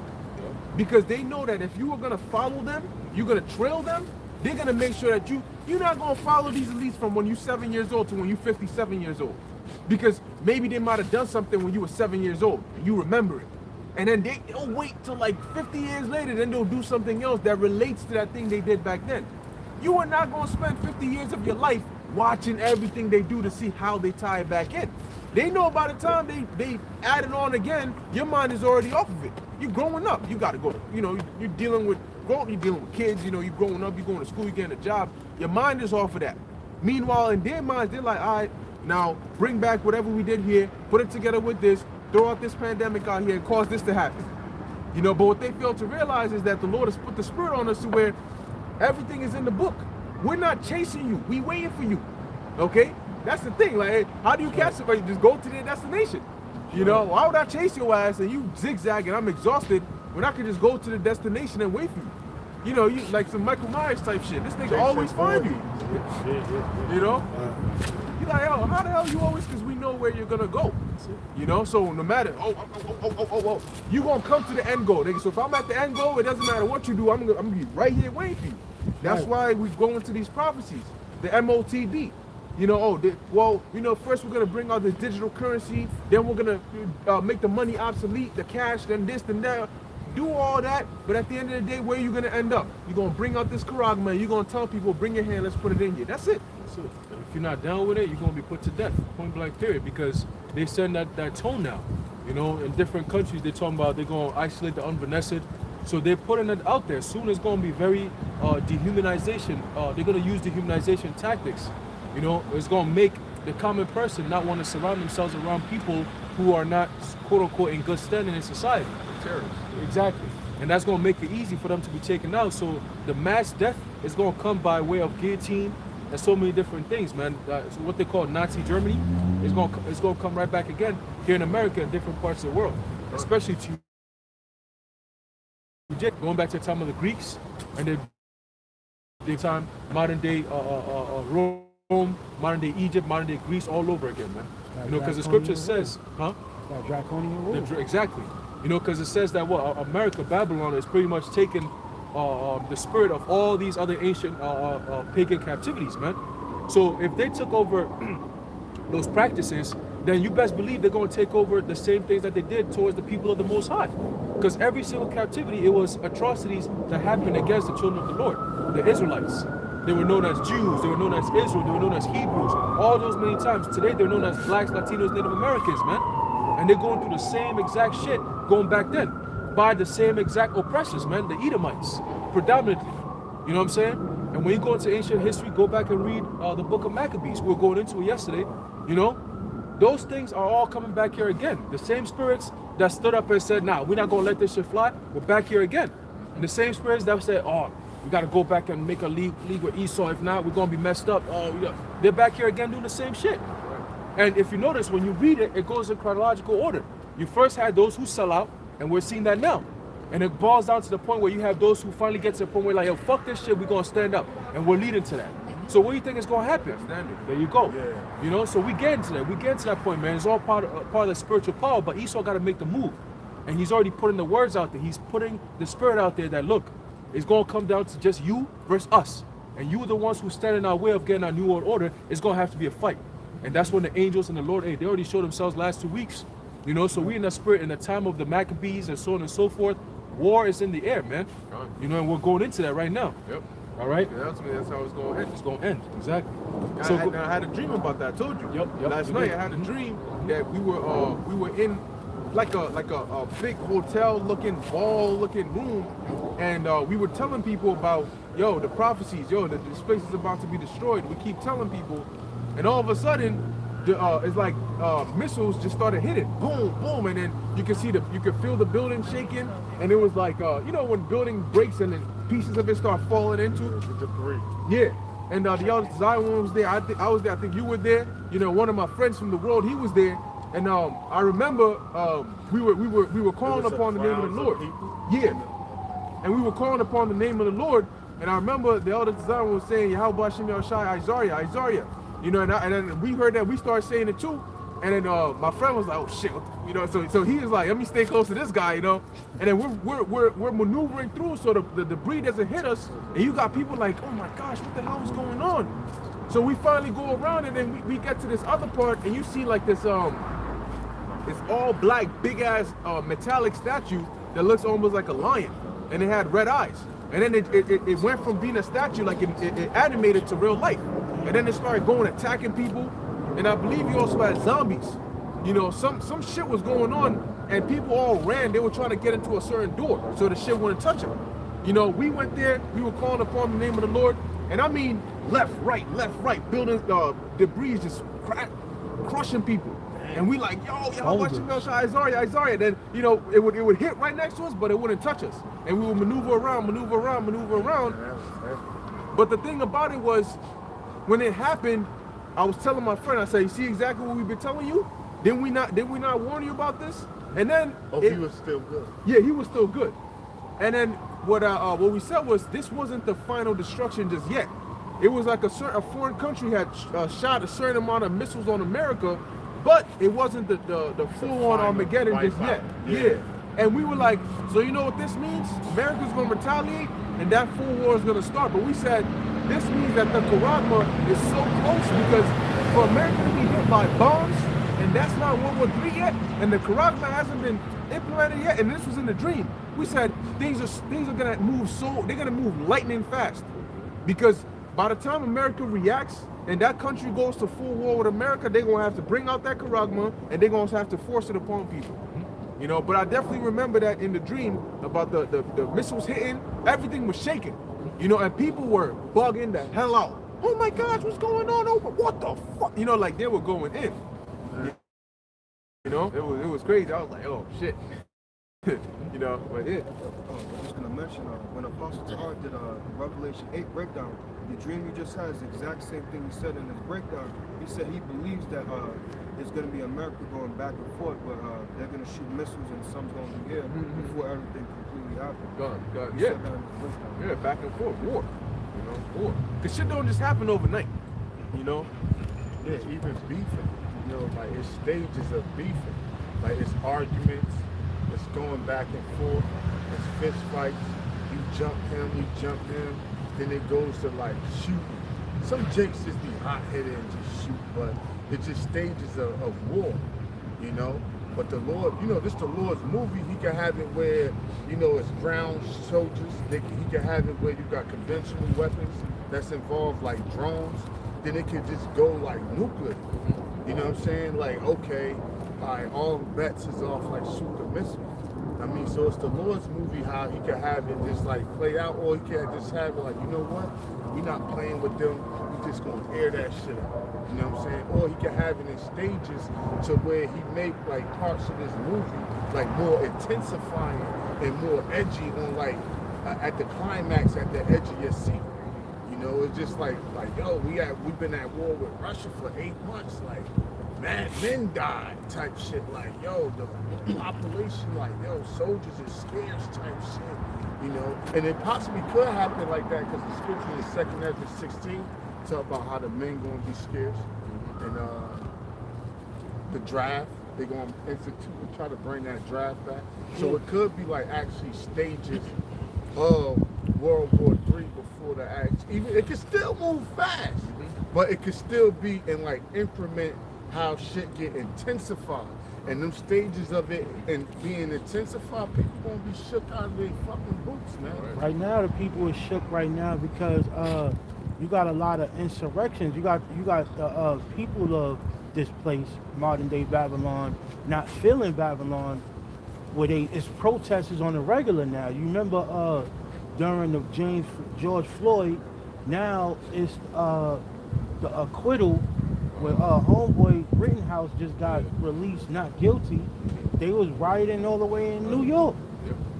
And you know, the more and more that they see that their government is failing them, they have insurrections in their own, like Bushwick. Remember the movie Bushwick? They got their own people ready to wage war on them, man. You know? That's exactly what we saw. They set everything up for all hell to break loose, because what's the next step is martial law. Yeah. You know, there's no other way. I mean, the people are not going to give up their guns willingly. That's the next step. Disarm the people and take over. But you got to understand, they're doing it in stages and phases. Right. 3 to 6 months, there's a new thing that comes out, and you can't stop it. It's always worse than the previous one. So that's why we say through the Spirit, the next phase, the next step, because now they're saying they're about to lock things down again on those who are unvenested. Oh, rolling blackouts? Rolling blackouts in Texas and stuff. Yeah. So if they're saying they're going to lock down those who are unvenested, but then the data coming out is saying that those who are, the cases is mostly those who are venested, then what are they basically saying? We're about to lock down everyone. Because if you don't take that booster, you're considered unvenested. So you took 2 shots or 3 or however many you needed to take, and now they're saying there's a booster out. If you don't take it, you're considered unvenested. That means the whole population again. They fucked everybody up again. So now what's gonna happen is they'll keep playing with you. Look, you did what you had to do, but you gotta keep doing what you gotta do. It's them who are not doing it. So they need to bring that division right there. And then they try to use this Kyle Rittenhouse thing to rouse people up. A lot of Jakes are going out fighting and doing all this rioting shit, and this nigga was doing things between him and a couple Edomites, man. There's a whole thing. If you really go into the whole case, he's actually right in what he did, you know. And you got all kinds of different shit. Jake is just they looking for that BLM, MAGA, all kinds of different shit to come to Antifa.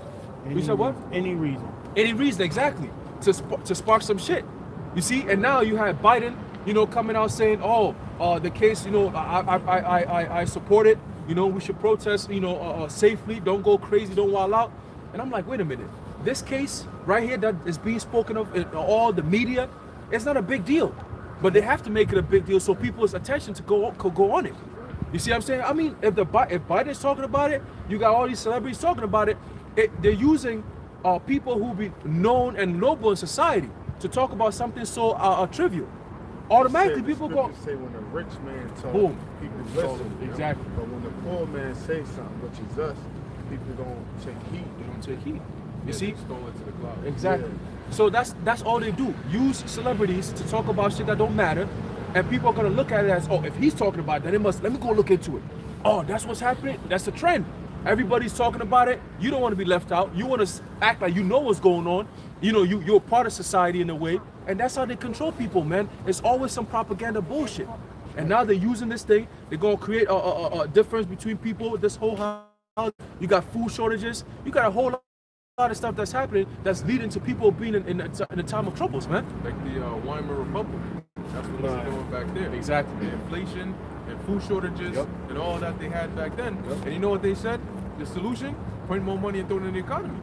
And that's exactly what happened. I think they said the renting something in terms of the currency went from 0.4 to $1 to, in a matter of a year or two, it went to like 4 billion or so per dollar. You know, that's how much they went into hyperinflation, because they said, oh, problem? If we had inflation, but there's a problem, print money in there. You need more money? Print money in here. You need more money? Throw some more in there. And so what do you think happened? Too much money in the circulation.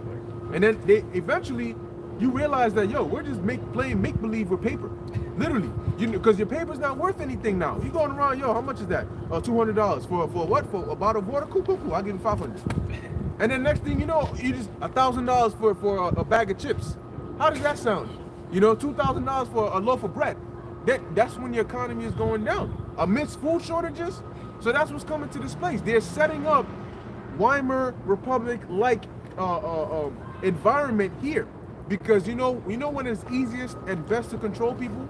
When there's hard times. Read the book of Genesis dealing with Egypt when the famine came. How do you think Pharaoh got control over all the people? First they came with their money, and what happened? They ran out of money. They brought their cattle, ran out of that. Brought their lands, ran out of that. Then eventually what? They brought themselves and made Pharaoh. They said, look, we'll be under you, just take care of us. And look at that. He got all the control. So that's what these devils are saying. Look, you know what? You want to eat? Go, come get the V. You know? Oh, you know what? Matter of fact, nobody eats unless those people get the V. Yep. What do you think is gonna happen to Exactly. They're gonna say, look, nigga, I gotta eat. Exactly. So at first I didn't care, but if I gotta drag your ass over there so they could poke your ass, I'm gonna do that because I need to eat, and you the reason that I can't eat. That's how they got Gad eventually. Because, you know, they was going, you know, the Gatling gun and all that, but Gad was still giving them a headache. So the way they ultimately got Gad, they killed off the buffalo, the food supply. You know what I mean? And that's what Esau did. He like, all right, you know what? I got something for these niggas. He said, he was still warm with him and shit, but what Esau finally did, he took control of the food supply and started killing the buffalo and taking the buffalo and the deer, all of that. The Gad was eating and housed it. So when Gad, basically the war is over at that point, because it's like, yo, you want to come up here and shoot it out, or you trying to come up here and get some buffalo meat for your kids and you trying to work with them? You know what I'm saying? Because like you said, I ain't gonna chase you around, I'm gonna meet you at the goalpost. And in order to go to war, you need energy. And food provides what? Energy. You know, like even in Dragon Ball Z, they got that fucking sensu bean. Yeah. I mean, because food is energy. Food sustains life. And that's what Esau thought, like, you know what? fuck going back. I'm gonna just check control of the food supply, and that's when they was able to get Gad to comply with a lot of their schooling and everything like that, and they basically it was different things that led up to the conquering of Gad, but that was one of the major ones was the control of the food supply, the buffalo source, and all of that. Yeah, that sense of being is real spiritual because if you think about it, it's like manna. Because, you know, they had to actually go up to the heavens to like that tower over there, and they had to get it from, I think, Corinth, that was the name of the dude. You know, he used to make him and shit, and they used to get him and bring him down. And they had everything. You could be injured and shit, you eat one and boom, you back and refreshed. You know, like manna. You know, but yeah, let's go back here. So going back to Revelation chapter 9, verse continue verse 15, it says, and the 4 angels were loosed, which were prepared for an hour. Right, so now when it says they were bound, it doesn't mean that the Lord put shackles on the angels in there and, you know, just had them 4 angels just locked up. You know what I'm saying? Or some like Kung Fu Panda, you know, that tiger, you just locked up in there and then boom, all right, it's time to go. No, it just means that they were the Lord has stationed them there saying, look, there's going to be a specific year, hour, date, and time where you go to action. Now you go do this. So there's certain angels stationed, you know, and on the Lord's go ahead, and them angels, they don't get, oh, my leg hurts, my back, you know, I got to take a break. No, the angels are not like that. You know, if the Lord says stand here for 10,000 years, the angel could stand right here for 10,000 years and not even have to scratch his ear, you know? It's like standing at a red light waiting for a green. You know, you're very attentive. You know, you're like, yo, this nigga might try to cut me off. It's like, yeah. So you time it like, yo, the moment it turned green, I'm on it. You know, that's the same thing. Yeah, You might hold the brake and tap your gas. Yep, just a little bit, just waiting. That's how the angels are. Esau tried to pretend, he tried to take on the same role as the angels with those guards at Kremlin Square in Germany.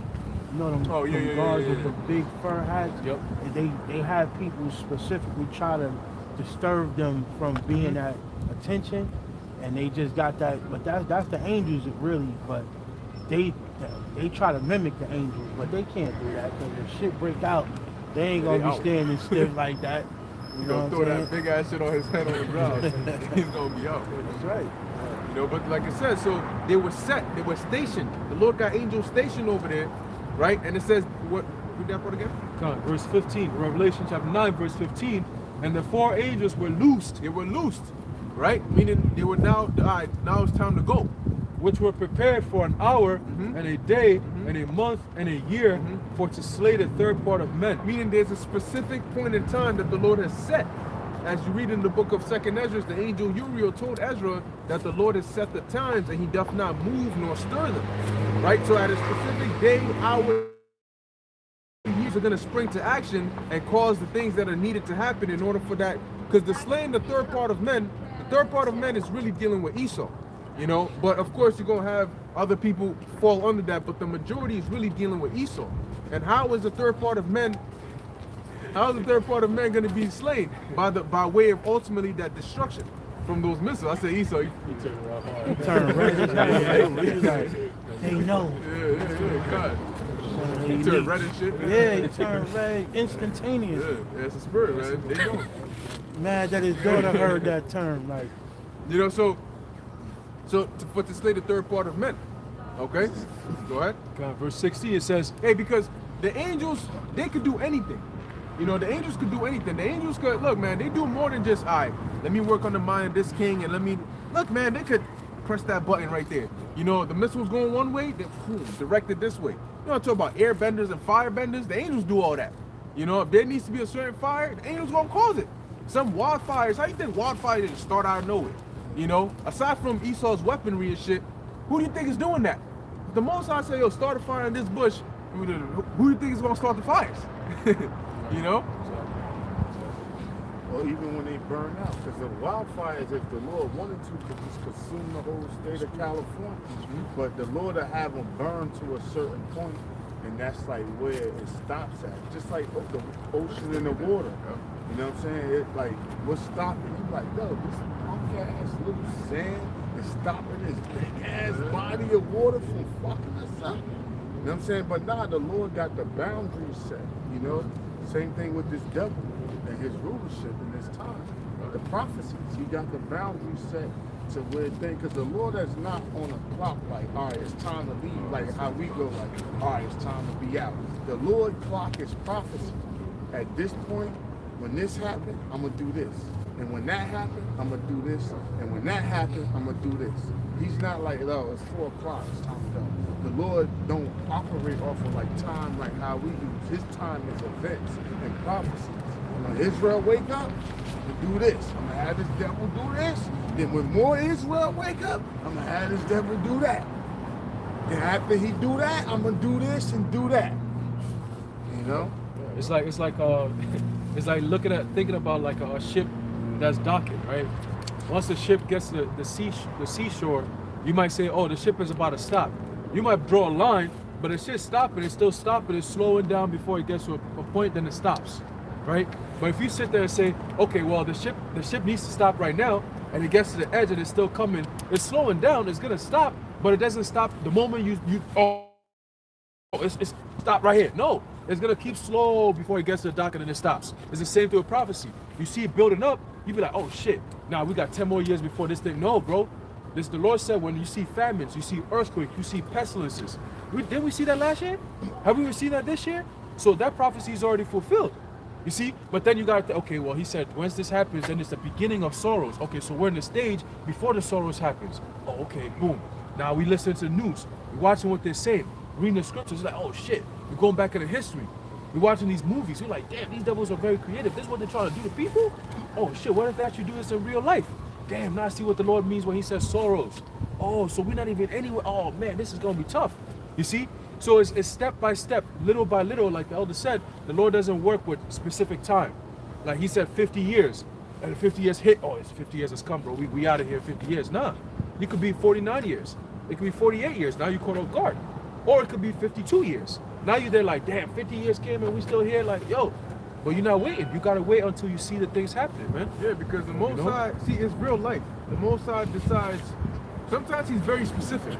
You know, sometimes the Most High says, look, this amount of years on the dot, like when he told Abraham, 400 years, we were gonna be in servitude in a strange land. And on that very day, he brought us out, as he told Abraham. He said very specifically, right?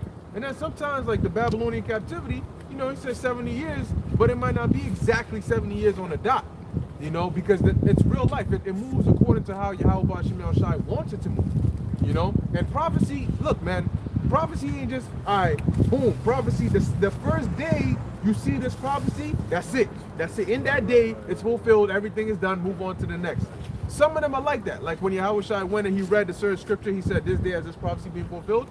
And then some prophecies, It's a mark of time.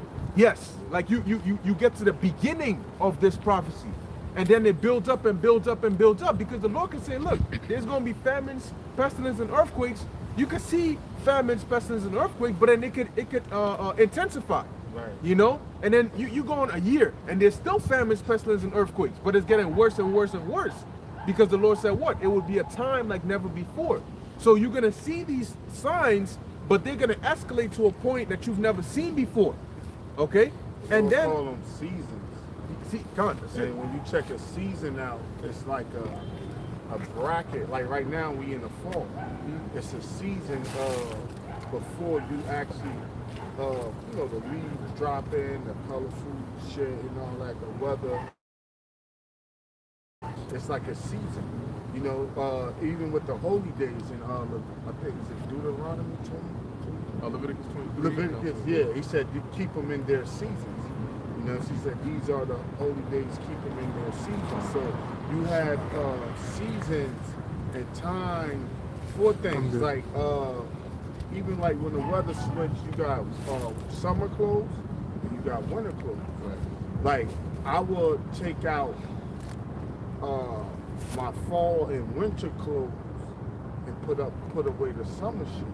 Put that in a bin and take it out. But it's fall and winter because it's kind of like a season. But I still would keep like a t-shirt around because it's still like warm days and shit like that. So it's just like a blend. It's like a actual transition period. You know, like one don't just go from 1 to 2. You got 1.1, 1.2, 1.3, 1.4, 1.5, 1.6. So it's just like an estimate. Even right now, you be like, yo, we on 20th. But really, we ain't on 2. It's like we not exactly on 20th. You know what I'm saying? So you be like, yo, you know, like we right here, we right there, or we kind of in some. You know, it's an estimate, but especially dealing with time, because time moves. You know, look at your birthday. That I ain't saying celebrate it, but your birthday moves on a different day every year. It's not like it could be on a Tuesday this year, then the following year it could be on a different Wednesday or Friday. So time is a bracket. The Lord called it seasons. You know, and we in the season of the microchip and, you know, the reigning of the Lord. Hey, he said Esau shall be loose a little season. But you think like a little season, well, this is gonna have like 20 years. You know what I'm saying? But this motherfucker been around for 500. You know what I'm saying? The Lord called it a little season, but you know, using human logic, you like, man, this motherfucker got about 40 years up in power, and we going to the kingdom. Little season, man. That means that Esau's power is going to be for a short time. You know, compared to the time that we're going to have. Yeah, exactly. It's going to be for a very little season, man. But you know what? It's because of the hell. Because of the hell that we under, it makes it even longer. You know, because when you going through, there's a saying that says, what, time flies when you're having fun, right? Now, when you're in a boring ass class, you sit there, you put your head down, you look up, you on your phone, you look up and it's been 5 minutes. You're like, yo, 5 minutes into this reading, then we're gonna get into the writing, then we're gonna discuss it, and then at the end y'all write an essay. What? That's when the hand go up. Like, I gotta go to the bathroom. But they cut hits to my ass quick. And I go to the bathroom. I be running the halls and shit. I come back when there's like 20 minutes left in the class. Like I had to take a shit. I was running the halls and shit. But man, yeah, that shit is dreadful. I'm talking about like elementary and shit. Yeah, that now, shit I mean, is now dreadful. in college, what they do is they consolidate classes. So now you might have one class, that same class once a week, but it'll be 3 hours, 4 hours long, man. Yeah, bro, you just be sitting in one class. For 4 4 hours, and you be sitting there behind your computer like this guy is still talking. Yo, what she do is she just put that shit on mute, and we just be doing our own thing. And then she come back, she be like, babe, if they ask anything, just make sure you hear it. So I be like, I'm not in your class, bro. You do your own shit. Let your friends text you and let you know what's going on. Because it's annoying. You just be sitting there. Yo, she start class from 6 to 9, 6 p.m. to 9 p.m. I'm like, yo, you got that bum ass 3-hour class shit again today? She's like, yeah. I'm like, damn, the week came by already? It's been Thursday already? And she be in class, sitting there.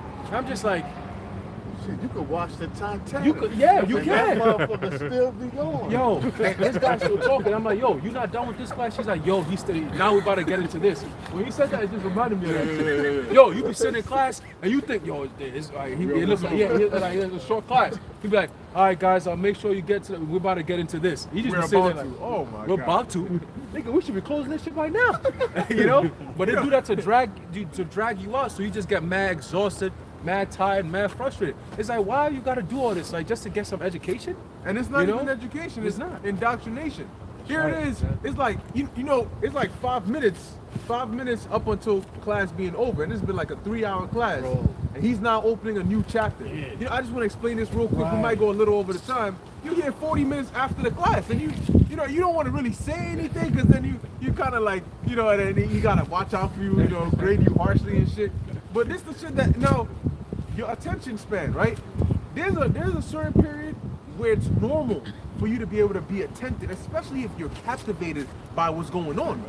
But if you're not captivated, you're trying to force yourself to pay attention, there's a certain point where it becomes unhealthy. And you start thinking about something else other than what you're doing. You can't hear what's going on anymore. That's why you may look at somebody and they're looking at you, but they're not there.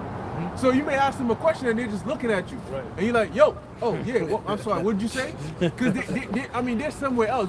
They're somewhere else, you know? Or they may just be there. Damn. You know, you like, what happened? Did I say something crazy? Oh, no, I'm sorry. Go ahead. Because they're thinking of something else. Right. And then they expect you to go sit there and take another 4-hour test and then pass the shit. Right. You know, but it shows you the BS. But nonetheless, going back to the example about hell, when you're in a position where it's not fun and it's difficult and you're not interested, time moves very slowly.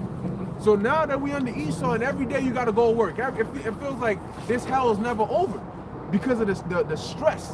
But that's why Paul said that this current tribulation is not going to be worthy to be compared with the glory that shall be revealed in us, because the kingdom is eternal. Eternity. Because we're going to have such a good time. The Lord has to literally give us eternity to enjoy it. Because then we're going to be like, damn, Father, 1,000 years, that's it. It's going to move by so fast. We'll be like, damn, so we went through all these captivities. If you add all those captivities together, it makes over 1,000 years. Father, you just going to give us just 1,000 years to reign? That's it? Come on, Father. But then you said the kingdom, though. Like, we've been worried about the kingdom for all these times. Father, just 1,000 years? I mean, that's it? And but we're your favorite, though. So the Lord's like, nah, you know what? 1,000 is just to kick Esau's ass. All right, you get your revenge. But then the rest, eternity, is all for you. Don't worry about it. Why just 1,000? So we gonna get to day 990, and everybody like, yo, you getting your stuff ready? Yeah, I mean, we out here in 1,000. Yeah. My question is, why would you want that? I mean, if anything, you should teach against that. Yeah. You know what I'm saying? Like, nah, I mean, it says 1,000, but like, really, we can ask you how it's shy about that. Cause come on, we're gonna do all this for just 1,000 years. 1,000 years. No, you got new bodies, right? You're gonna have all these women. Now imagine, why do you think King Solomon was so grieved? Because he's like, why should I put in all this work and I'm not gonna get to enjoy it because I'm gonna die and somebody else is gonna have it. So we're gonna build up this nice ass kingdom. It might take you 700 years to build your living room, and then you run out of time before you can complete your bedroom. You know, oh, I was in the middle of doing it. I had the perfect plan. Now time is up, nigga. You got to come back up to the spirit world. And then what? Come back down for what? So what is the point in having an immortal body just so you could be forcefully translated after 1,000 years? And then the Lord said, well, I just want to see you. I missed you. You know, all right, now you can go back down. And then come back.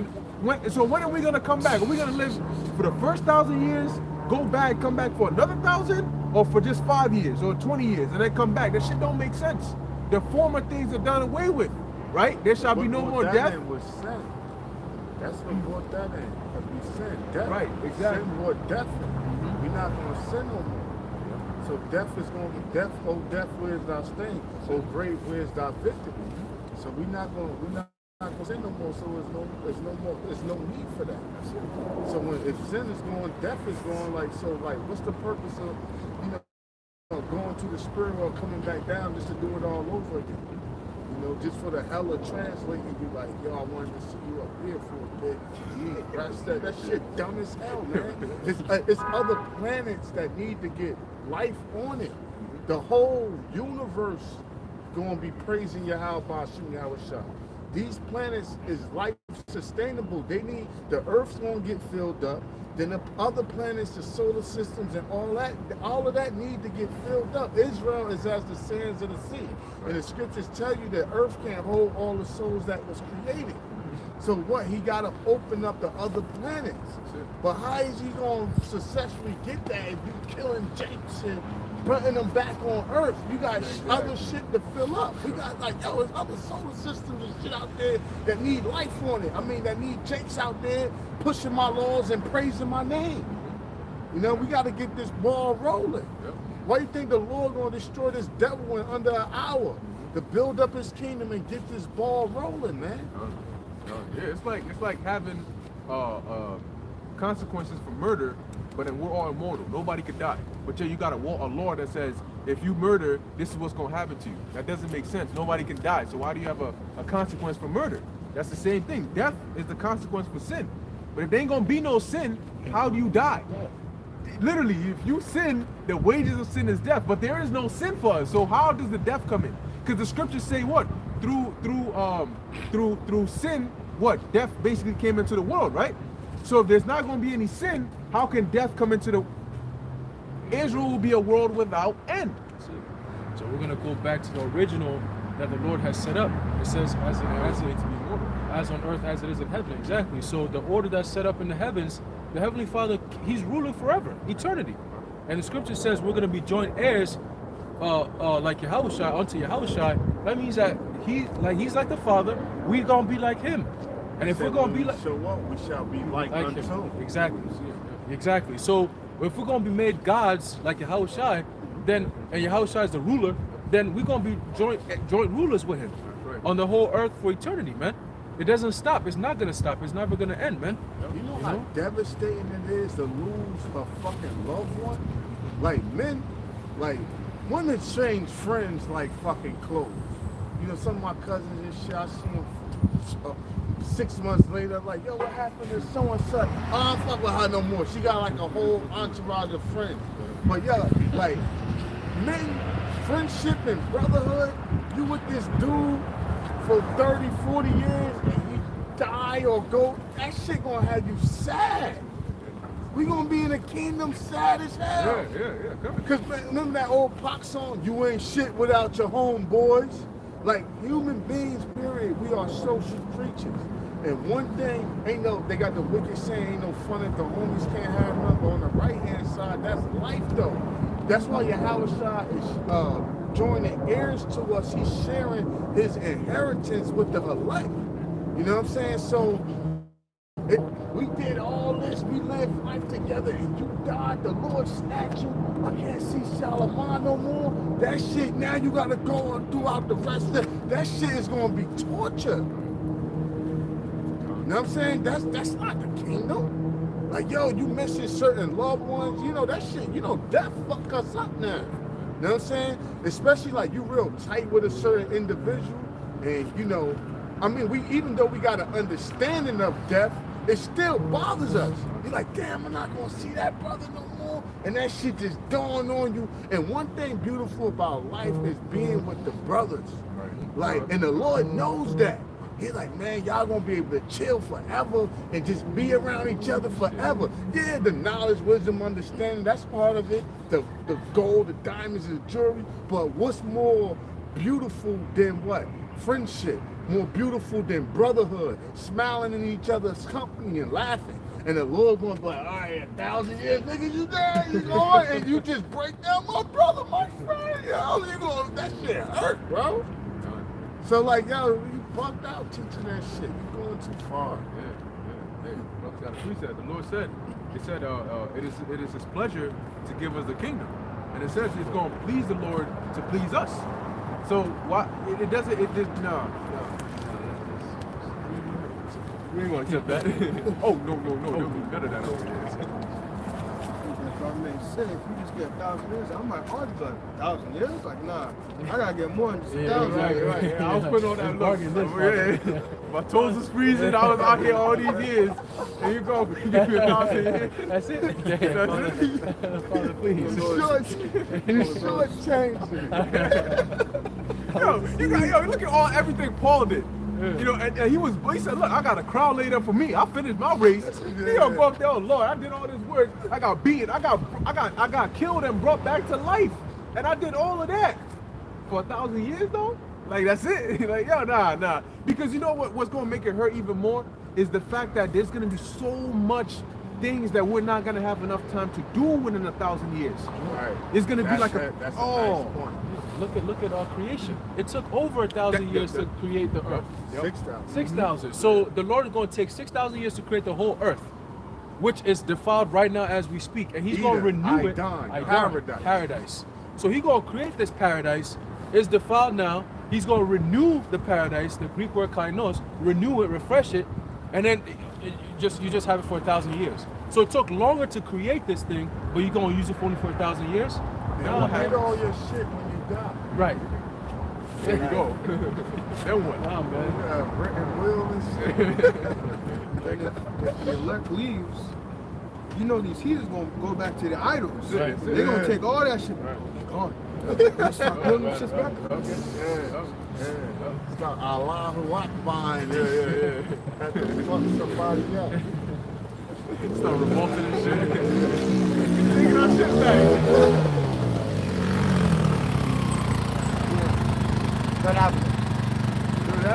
Nah, that ain't us.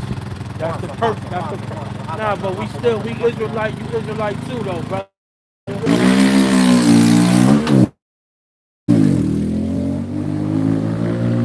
Listen The Most High created man to be immortal. He created man to be immortal. That was the original goal, for the Israelite man to be immortal. Okay? And made him to be an image of his own eternity. To be part. To be an image. And what is an image? A resemblance, right? Of what? His own eternity. Forever, everlasting, continual.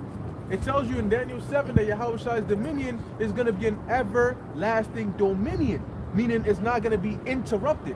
When you have to die, your rule or reign gets interrupted, and that's not going to happen.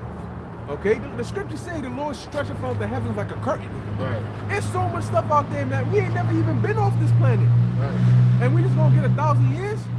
Come on, man. That shit don't even. The covenant that the Lord made with us, it says, is an everlasting covenant. That's a covenant between us and the Heavenly Father forever. That's it. So as long as you're an Israelite, the Lord, you are a child of the Most High by default, and He made that covenant forever. It's an everlasting covenant, man. So we die, we come back as Israelites, but that covenant still stands. Since the time of the wilderness that the curses were put on us till today, the covenant still stands. We're still under the curses. So when the Lord finally lifts off that curse, we're finally gonna get those blessings, man, and that's gonna be Corruption shall forever. put on incorruption. Boom, that's it. You know. Mortality shall put on immortality. Mort means to die. Immortal means not to die. That's it. So as Yeah, long I mean, as it's simple, man. you know, like our forefathers always said, as long as the Lord liveth, there shall blah blah blah blah blah. The Most High will never die, and if He will never die, and so are His children. That's why it says, therefore, ye sons of Jacob are not consumed. You know, He's our Father, and therefore we're not consumed. Meaning we're gonna be like our Father, man. We're gonna be like Yahweh. We're gonna be immortal. Meaning we're gonna live forever, man. What gods do you know that died? The scripture says, it says, ye are gods, but ye shall die like the son, like men. But when the Lord, why were we gonna die? Right? When you go into the Anakim, as they call it, the fallen ones, that's exactly what it is. We fell from our glory, but the Lord is gonna bring us back. So if we don't have a cause to fall, why would we die? And He created us to inhabit the earth, not to be up there with Him in the Right, spirit world right. when we die. Right. That's why He sent us back down. You got celestial beings and terrestrial beings. We was created for the terrain, not to be up there with Him with the angels. Right. We was created to be down here doing His will. That's why He made that. That's the whole purpose of the creation, That's the it. physical carnal earth. So the body of the terrestrial going into the word terrain. For here, this is our dwelling in the heavens. The second heaven, but the third heaven, the spiritual dimension, that's where His dominion at. That's where Him and the angels dwell. But we're meant to be down here on the terrain. Even though when we die, we transition into that spiritual realm. But His whole purpose of creating the earth is for us to dwell here on the earth. And the other galaxies and whatnot when they get opened up. But that physical aspect of it is meant for us to serve Him and set up His will, as His will be done in earth as it is in heaven. So we the angels down here that's going to establish that order. The terrain. He didn't make us to be up there with Him and Raphael and shit like that. You know? And those angels, they could transition down here, but they ain't gonna be down here like, man, like, yo, you know, like, my goal is to do, I mean, like, what? No, bodies of the terrain, bodies of the, and that's where you get the word ceiling from, meaning like celestial bodies, the ceiling, meaning of the heavens, and you got terrestrial bodies. They got their goals and duties up there, and we have our goals and duties down here to get the Most High Yahweh His praise throughout the earth and the whole universe and glory, and everybody gonna be praising the heathens, animals, planets, galaxies. Everybody gonna be praising the name Yahweh Hashem Yahweh Shai. Right. That's the ultimate goal. Yeah. Light, yeah. It's powerful. Right. So let's finish it off back in here. So going back to Revelation chapter 9, verse 16, it says, and the number of the army of the horsemen were 200,000, and I heard the number of them. Now, the number of the army of the horsemen, this is talking about the nuclear missiles, but more specifically the warheads. Because when you go to the book of Joel, the 2nd chapter, it also likens the missiles there to horses and men. Okay, a strong people, a great people. But that is not talking about actual physical people. And you know how we know that? Let's keep reading. It says, verse 17, and thus I saw the horses in the vision, and them that So sat... say these are men, right? The horses and then what? I saw the horses in the vision, and them that sat on them, having breastplates of fire. So now this is talking about a future prophecy. Who goes to war with horses nowadays?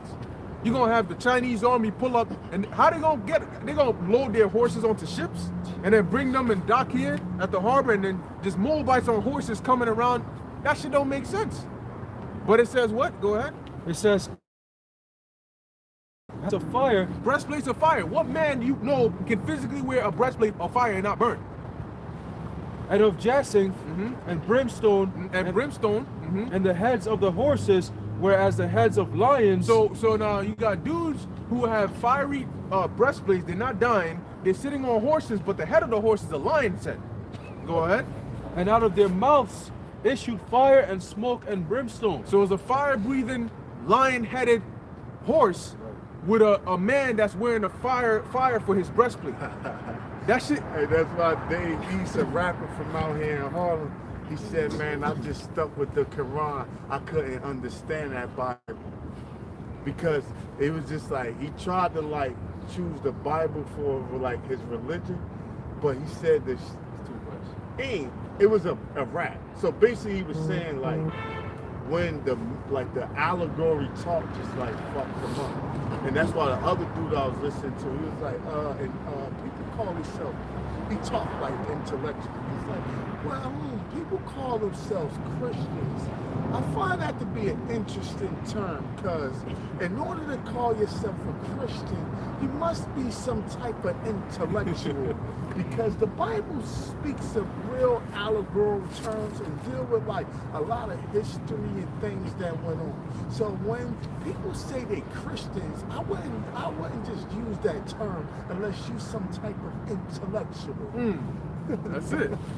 Hey, that's why, in my opinion, I believe through the Spirit that these Muslims are better off practicing what they practice than the Christians. Because Muslims who adhere to the law to a certain degree, so the men, the women are in order, they don't get into the dietary laws, they keep it to a certain degree. The Christians don't give a shit, they just do whatever and go around and the most willful shit. Yeah. Spiritual dumbo. Yeah, and you'd be like, yo, you a Christian? The book says this. And the Muslims read the Quran, which comes from the scriptures, but they keep it. They actually care about that. They actually keep it, man. Yeah. Christians don't give a shit, and then they God. Nah, bro. Even the Jake women, like if you was to date like Israelite woman, I ain't trying. Let's say the Judite woman.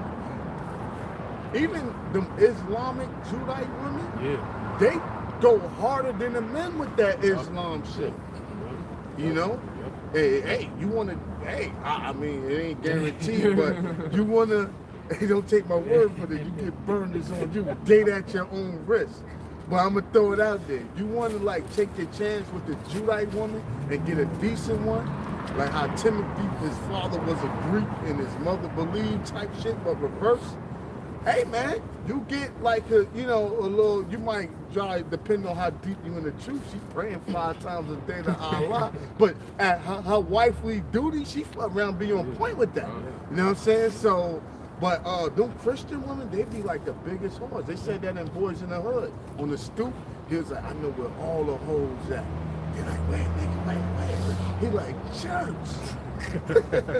And yo, they be some of the biggest freaks, and it's like lawlessness in there. But the other religions, especially Islam, the women, Israelite women get in those religions and they go harder with them shits than the men that be in. They be armed down, they go, they be covered, they be polite, some of them be loud. Don't get me wrong, some of them be violent too, because the curses are curses. But overall, you're right, bro, that Islam have them like more in order than Christianity. So continuing, verse 18. Christians, man. Damn, that's an embarrassment to the name. Because they done taken that name of Christians and now it's like a negative stigma on it. It's almost like if somebody calls you a Christian, that's almost disrespectful. Because it's putting you on a low level. If you call me a Christian, you saying that I'm one of them dudes that believe in this, this Jesus and all this extra BS, that shit don't make sense. Right. biggest delusion ever. Yeah. That It's a people- derogatory now, cause like when they see us being who we are as Israelites, they be like, y'all Christians, right? And it's like they trying to stump our growth by saying the word Christian. It's like, you know, you don't want to just take it in, but you know you being Christ-like when dealing with being an Israelite. But you like, nah, not like them Christians. Right. But yeah, and to a certain extent, yeah, we are True Christians. Yeah, True Christians. yeah. True Hamashiach. Mashiach. That's what the Lord, the scripture says, the true worshipers. So, yeah. Right, worship him in spirit and in truth. That's Right. These Christians don't do that. They say they worship him, but they don't do it in spirit and in truth. So really, they're so-called Christians. That's what they are. Right. Yeah. They're followers of Christ. We follow Yahushua. They're not sticking to the rules. It's like fucking East Coast gangbangers. You know, like, yeah, we're Crips. But the Crips in the West Coast, they'd be like, y'all niggas ain't crippin', right? We Crips. You know what I'm saying? You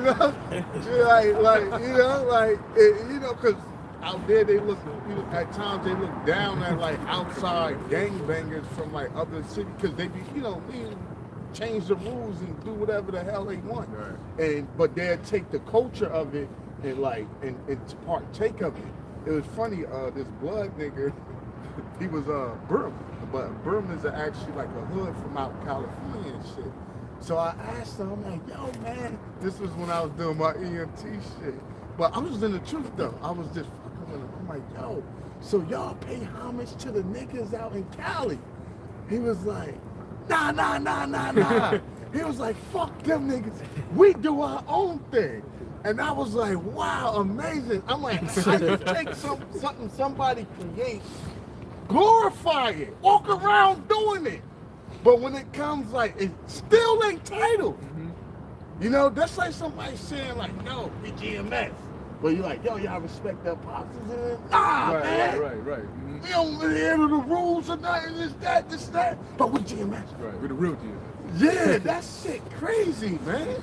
That shit crazy. But that's what the Christians is doing. They took the image in we Christians, but they don't adhere to none of the fucking rules. Right. They into all fucking idolatry and paganism. Right. But took on a name and they try to take on an image. The book, really, they associate themselves with the book, but they ain't got nothing to do with the book. How you going? They always got the Bible, but they don't do anything that's written in the Bible. They don't even read it. Blessed is he that readeth. They don't read it. These Bibles be fresh as hell. Yeah. I spoke to my cousin a couple of days back, and he used to go to the scriptures and all that. Way before I got the truth, he was into the scriptures. And I asked him, I said, yo, I could tell from the spirit that you haven't been reading your book, man. He said, damn, how you know that? I said, I could just tell the way I'm asking questions, and you're like, nah, I didn't know that. Now, every question I'm asking, you know about the mark of the beast? Nah, what's that? I'm like, God damn, shit. nigga, we're in 2021. What's that? What's that? All these questions, you know about this? What does this mean? Nah, bro, I don't. I'm like, bro, you sound like you haven't been reading your book, bro. What's going on, man? He's like, nah, you're right, bro. Yo, I have it literally right next to my bed. Where's part? Yeah, it's right next to my bed, but I haven't been open in the past 2 years. That's what he said. I said, damn, 2 years. It's just catching dust. I had to curse him out. I said, yo, boy, you got it. No, man, you got to do something about that, man. You gotta get it right, bro. What's going on? I'm giving him. We were on the phone for a whole hour, and he was quiet. He's like, yo, this whole time, this is what you've been up to. I said, boy, I'm telling you, bro. Hey, but you know what though? You know what? You kind of can't really blame them because, I'll tell you, I used to always, the Bible, the stuff, but I would never really pick up the Bible and sit down and read it like I would do now because I didn't know what to read. I know Revelation's a popular book. I hear it all the time. So I go in there, right? And I'm hearing beasts coming out of bottomless pit. So I'm picturing the actual beast, 7 heads. I'm picturing some pit, some shit. I'm like, the shit never ends. So where does it come from? Does it come from the bottomless? And like, is it stuck in the middle? Does it crawl up? I'm thinking of this shit. I'm like, yeah, this is it. So I couldn't understand it. So every time I'm like, what do I even read? Like, do I go to the book of Jeremiah? You go to the book of Jeremiah, swift plowed like a roe. What the fuck? I'm sitting there shit like, yo, I know I'm supposed to read this, but what am I supposed to read? Right. You know, so then you know, you close it. I believe in it, but I just do what the Christians say. Go 1 deep. Yeah, that's Not too too deep. deep. I couldn't go no deep. I was like, I'm stuck at the cover and shit. You was getting drawn in shallow waters. I was drowning in shallow waters. You know, but when the spirit jumps on you, now you open it, you like, all right, I'm gonna go into the book of Revelation, this chapter, because I know what it's talking about. I know why I'm going there. I know what I want to get. Get me the precept in here, or let me read this book. The world of the Bible becomes so small. Yes. Before you go into it, you're like, damn, this is, I'm never gonna get this.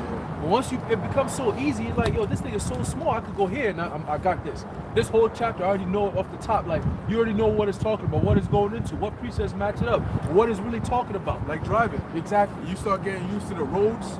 You notice when you go a certain destination, it's not that far anymore. Yep. It's Exactly. still the same, like 40 minutes, Yep. but when you first go there, you're like, damn, this shit mad far. But then when you go a couple times, you're like, yo, we right there already. That's it. Because Yeah. you're getting familiar with it. Hey, from driving Uber, like the 5 boroughs and shit, you know, after a while you just like learn the terrain. So I'm with Shum y'all.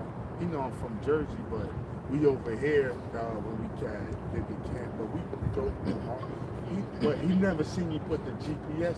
We all been broken and shit. But he was like, yo, you drive around this bitch like you like you from here. But I'm like, yo, but you know, like you just said at that point, like you just after a while, like it just Familiar. become like second nature. Now it's like hard for me to like really get, even if I got lost in like a certain borough somewhere, I would know like direction.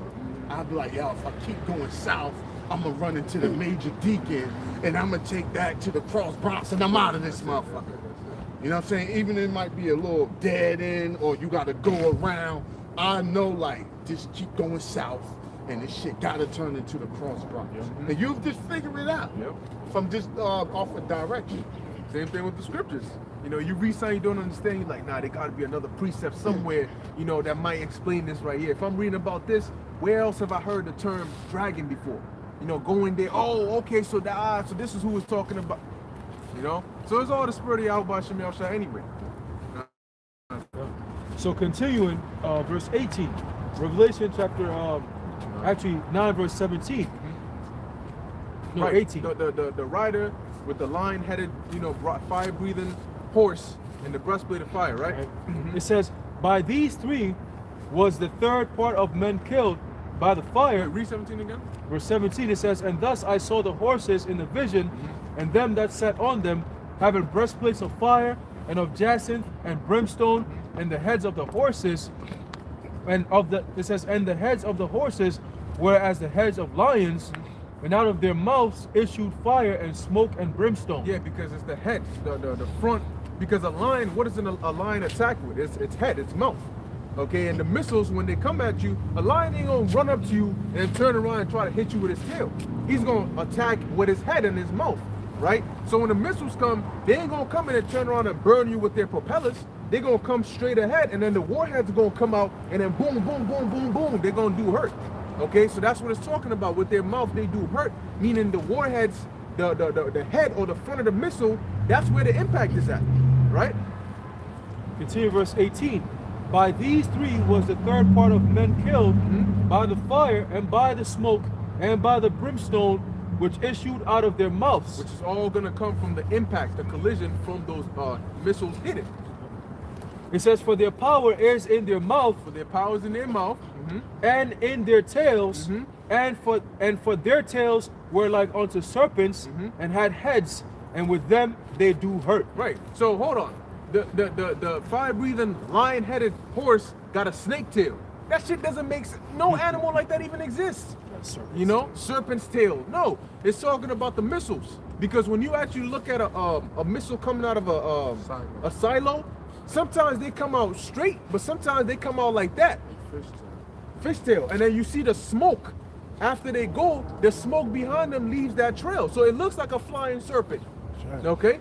Because Hey, even cars do that. I'm like, Yeah. high-powered muscle cars, like Fast and Furious 1, that old Charger, black Charger Vin Diesel pulled out after his boy got shot and shit. That shit popped the wheelie when he hit the gas.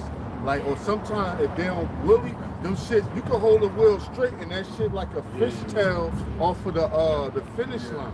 And some of the missiles, they got like intelligence to them, AI intelligence to where they could bomb and weave Oh yeah, hypersonic missiles to where you try to hit it, it's like weaving through the sky like this.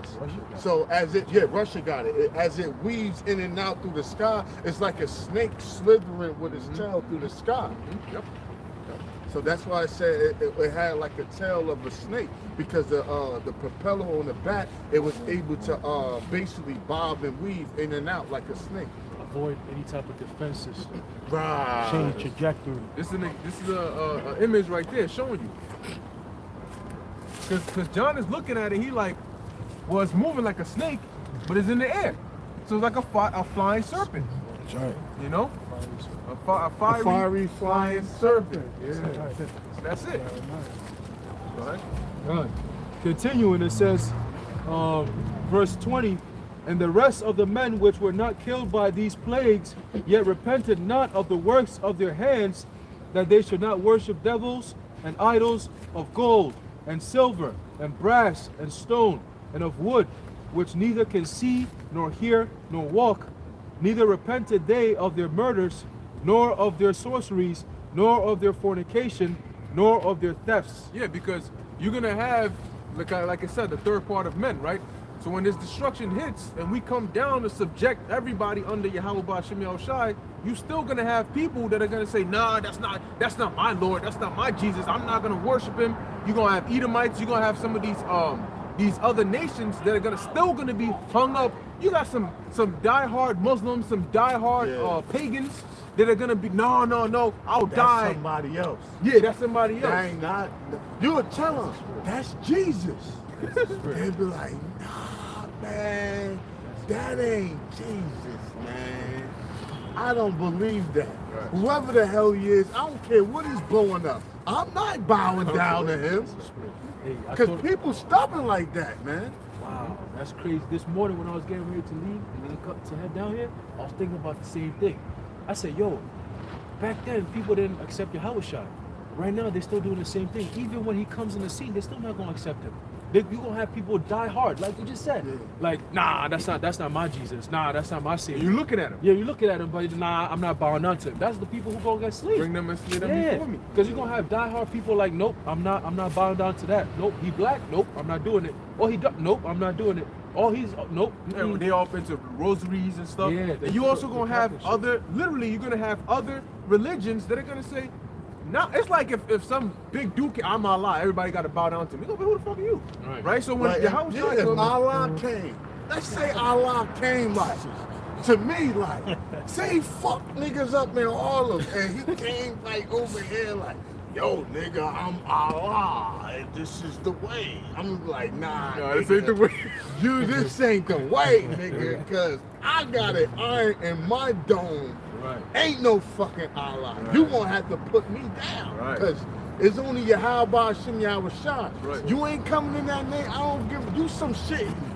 He can be really Allah. Yeah. But I'm gonna think like, yo, you some shit Esau made in the land that got loose. I'm gonna make up everything in the world to call him because my mind is seared on Yahweh Ba'Shem Yahushua, and you can't tell me otherwise. And that's the same, the opposite side of the fence with these people. Like my pops, see this nigga die-hard Muslim. I don't talk to him about the truth because it's useless. He offered that Allah shit heavy. And you can't really, what they say, their conscience was seared with a hot iron. Man, it's a wrap. And it's the same thing for us. Like with Yahushua, you can't tell me different. The Lord said if an angel came down and said some bullshit, you rebuke the angel. Like, yo, Yahushua don't exist. You like, man, you scary looking as hell, but you fucking tripping.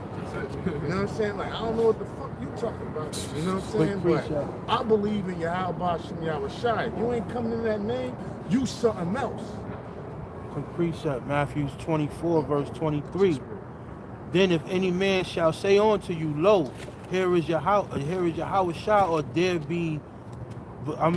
or there believe it not. So we coming in the spirit of like, look, if it ain't Yahushua, like the elder said, man, look, forget about it. But it's going to be other people who see Yahweh Shai and he don't even really got to profess his name.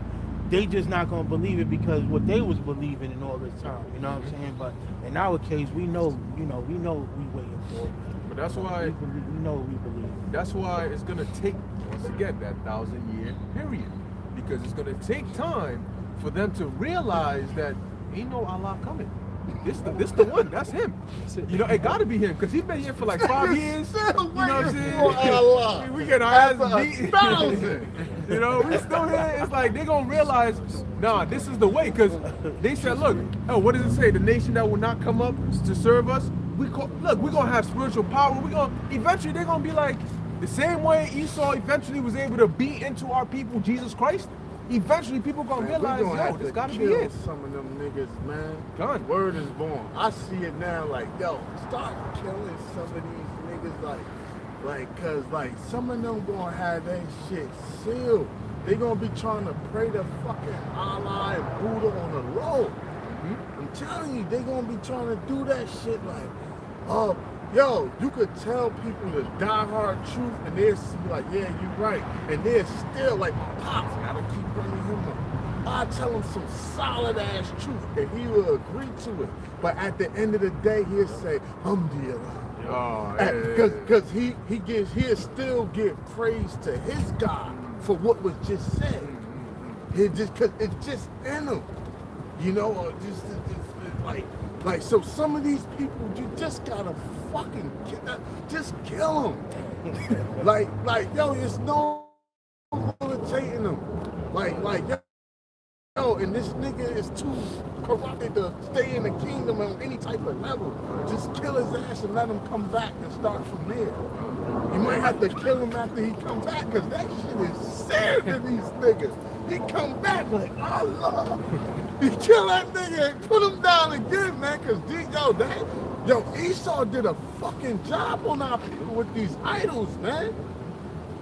These niggas look at the niggerism, man. These fucking niggas get locked up. That's why the Lord said, why should you be stricting anymore, man? These niggas get fucking locked up and they go out, come back in, out, back in. I got a relative, this nigga Crip. He get locked, come back, and do that.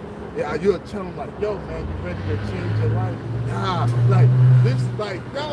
these fucking people, man, you just gotta, that's why 2/3 gotta go. These women, and the shit they did, the psychic shit, whoredoms, and feminism.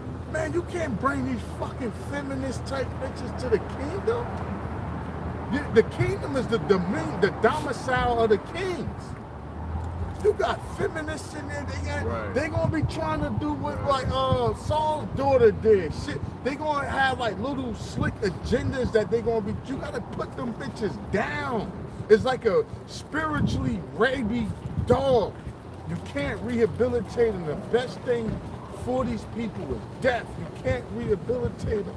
Bring a nigga to the kingdom, he gonna be trying to sell bud and herbs. Even if he don't do it right away, because he's wicked. He can't be rehabilitated. So eventually, as time goes on, just like the wilderness, these niggas saw the fucking sea split open and gobble niggas up. And still go on the other side talking shit. So that tells you the fucking mind of a 2/3. They can see Yahweh Shai come back with clear bombs, chariots and shit. And the nigga still be a homo or a lesbo. He see all that and be like, alright, I'm about to go call up my partner. And you be like, did you just see all that? He be like, yeah, that. But yeah, my partner's still calling me. It's time to go see my partner.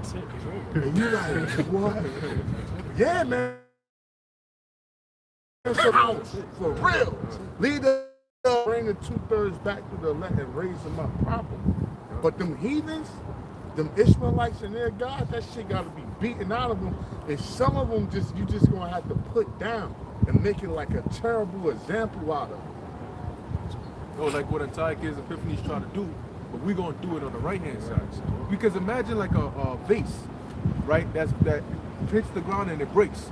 it doesn't matter if you try to glue it together, tape it together, it'll never be the same. You can't fix it. You need a new base. So that's what's gonna happen when they come back as babies. We're not even gonna need to tell them this because it's gonna be programmed in our DNA, meaning in our sperm. Right. The program of how to know Yahweh B'Shem Yahushua and be righteous is gonna be carried within the genetic code of our sperm. So that baby is gonna be born knowing what he got to do. DNA, the Dios, God, Rabbi, Master, Nucleic, Central, Acid, Fire. The Master God that's burning at the center of your fire, which is who? The Most High.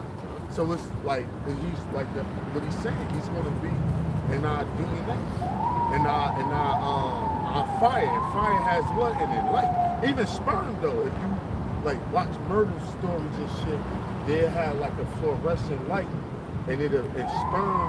The sperm, like if it was like a rape or something happened, the sperm would like light up, you know, under like certain lights, because sperm actually had light inside of it, you know what I'm saying? So, and that light is ultimately, when you break down DNA, goes back to who? The Most High. Then 10565 is the repeating code on the DNA sequence, and 10 is Yah, and 5 is Ha, Wa is 6, and 5 is Y again. Yahweh, or this tetragrammaton. You know what I mean? 10565. We ain't gonna pull it up, but y'all Google it 10565 on the DNA. That's Yahweh on the DNA. So he's going, I mean, just to physically get into it, it's clearly showing you that he's going to be written, and his ways going to be written inside of us. You know? I got it. Yeah, you know, so ultimately, man, that's what we got to look forward to, and that's why we're going to need to have that period of time instituting the righteous order of Yahweh B'Shem Yahushua. You know, so hey, pray for fewer days, man, because these prophecies are coming to pass, and that's the final destination. You know, so with that, we're going to end it here. Lord willing, you know, you were edified. In closing, we want to give all praises, honor, and glory to Yahweh B'Shem Yahushua B'Shem Rakakwadash. Until next time, Shalom. Yeah, and y'all brothers, the feast coming up, we in that, well, like we saying, seasons. So brothers should be reading up on the Maccabees, putting up some prayers, asking the Lord to deliver us again like he did during those days. Shalom. That's right.